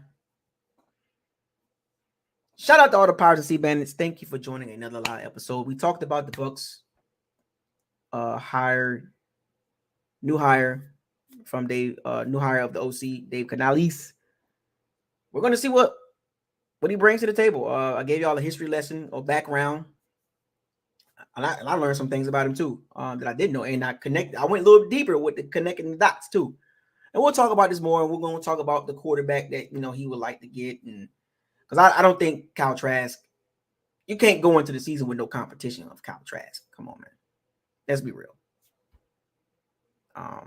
So James Rude, you own it, man. You're a Star Wars guy. I like your knowledge, man. So I'm gonna be looking for your comments when I come back on here my other videos, and I'm gonna bring this up. Keep me on my toes, man. Ask me some questions. I like that. I'm gonna ask you guys some questions too. But you can't go into the season with Kyle Trask. Can't do it. Cannot do it. That is a mistake. That is a disaster. That is a disaster if you go into the season with Kyle Trask as your quarterback, as your only quarterback, and he's the guy. Now, You just can't hand Kyle Trask that. You can't say Kyle Trask is the guy. You got to bring some competition for him. Anybody remember Lobo? Yeah, Lobo's pretty cool too. DC. Lobo. I had his first comic and I lost it. Lobo. I had his very first comic, even the Wildcats. And my dad's house got taken away and all my stuff was in there. I never took it with me. I never shipped it to me. I should have shipped it with me. All my cards. I had Emmitt Smith rookie, Shaq rookie, Kobe rookie. Man, I had all that stuff. I had all those cards, and all those cards got taken away. I never recovered from that. But yeah, we're gonna see. But Kyle Trask can't be the guy. Now that we got our OC, and now that we have a background on him and where he came from and what he's been around, Russell Wilson and Geno Smith, you looking at Kyle Trask? Nah. Yeah, he should be Lobo. He should be Lobo. That's a great Lobo. Did y'all see the Flashpoint trailer? Supergirl? So what timeline is this? I mean, it's Flashpoint, but they kind of going in another direction with that. Yeah, you need competition. You definitely need competition. But yeah, you gotta exactly. That is like similar to what the Seattle situation was with the Drew Lock and Geno Smith. You got a young quarterback and you got an older quarterback, and hopefully we can get that same scenario, like a veteran quarterback. Yeah, Michael Keaton is back. I'm Batman. that was pretty cool. So they doing away with the other Batmans. They reset in DC. It's a time. They got a timeline for that too. Oh, they got the man thing. Yep.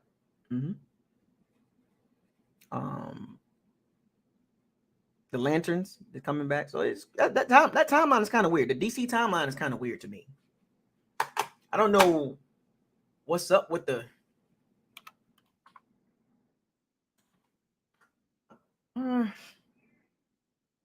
DC time. That DC timeline is weird.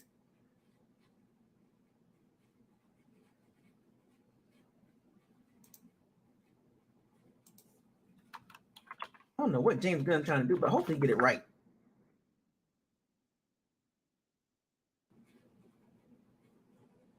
Reset in DC. The Authority, the Brave and the Bold. I gotta go catch up on the Brave and the Bold. 15. That was back in 1967. But Supergirl, Swamp Thing, Waller, Booster Gold, Creatures Commandos, Lanterns, Paradise Lost. It's like, what? Why is he going these directions? I think the TV show is gonna be better.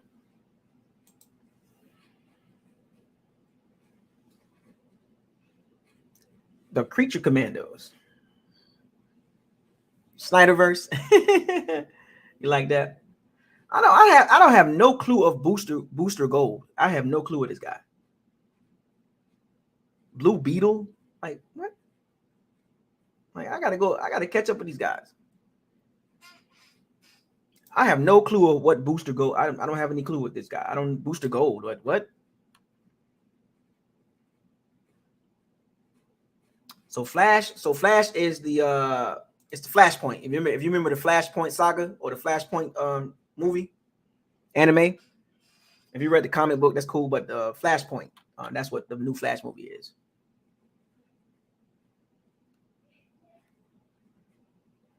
Supergirl. Wow, that's crazy. I got to catch up on Blue Beetle too. So shout out to all the Pirates Sea Bandits. Thank you for joining another episode of Locker Room Talk. It's always great to talk to you guys. I didn't open a locker room tonight. I will at some point again. I'll make another video soon. We'll go more in depth. Now we got to start talking about the quarterback situation, coupled with the OC situation. So, what? Oh, gotta watch Young Justice. Okay, I'm on it. I'm on it. I can write with both hands, by the way. Young Justice. Okay. All right, I'm on it. I'm gonna watch Flashpoint again too. So I like Flashpoint. That was a dope movie. DC got really good anime movies. Dang, man, they anime movies better than they regular movies. Fire those cannons. Seize the day. Raise the flag. Hashtag no risky, no biscuit. Hashtag facts over feelings. Hashtag bombs away. Hashtag stay humble. Hashtag what does your eyes tell you? Hashtag probability versus possibility. Hashtag what is this? What is this? What is this? Hashtag trenches matter. Still. Hashtag don't get mad at me. Hashtag fire the cannons. Hashtag walk the plank. Hashtag life after Brady. Hashtag bus. Hashtag why.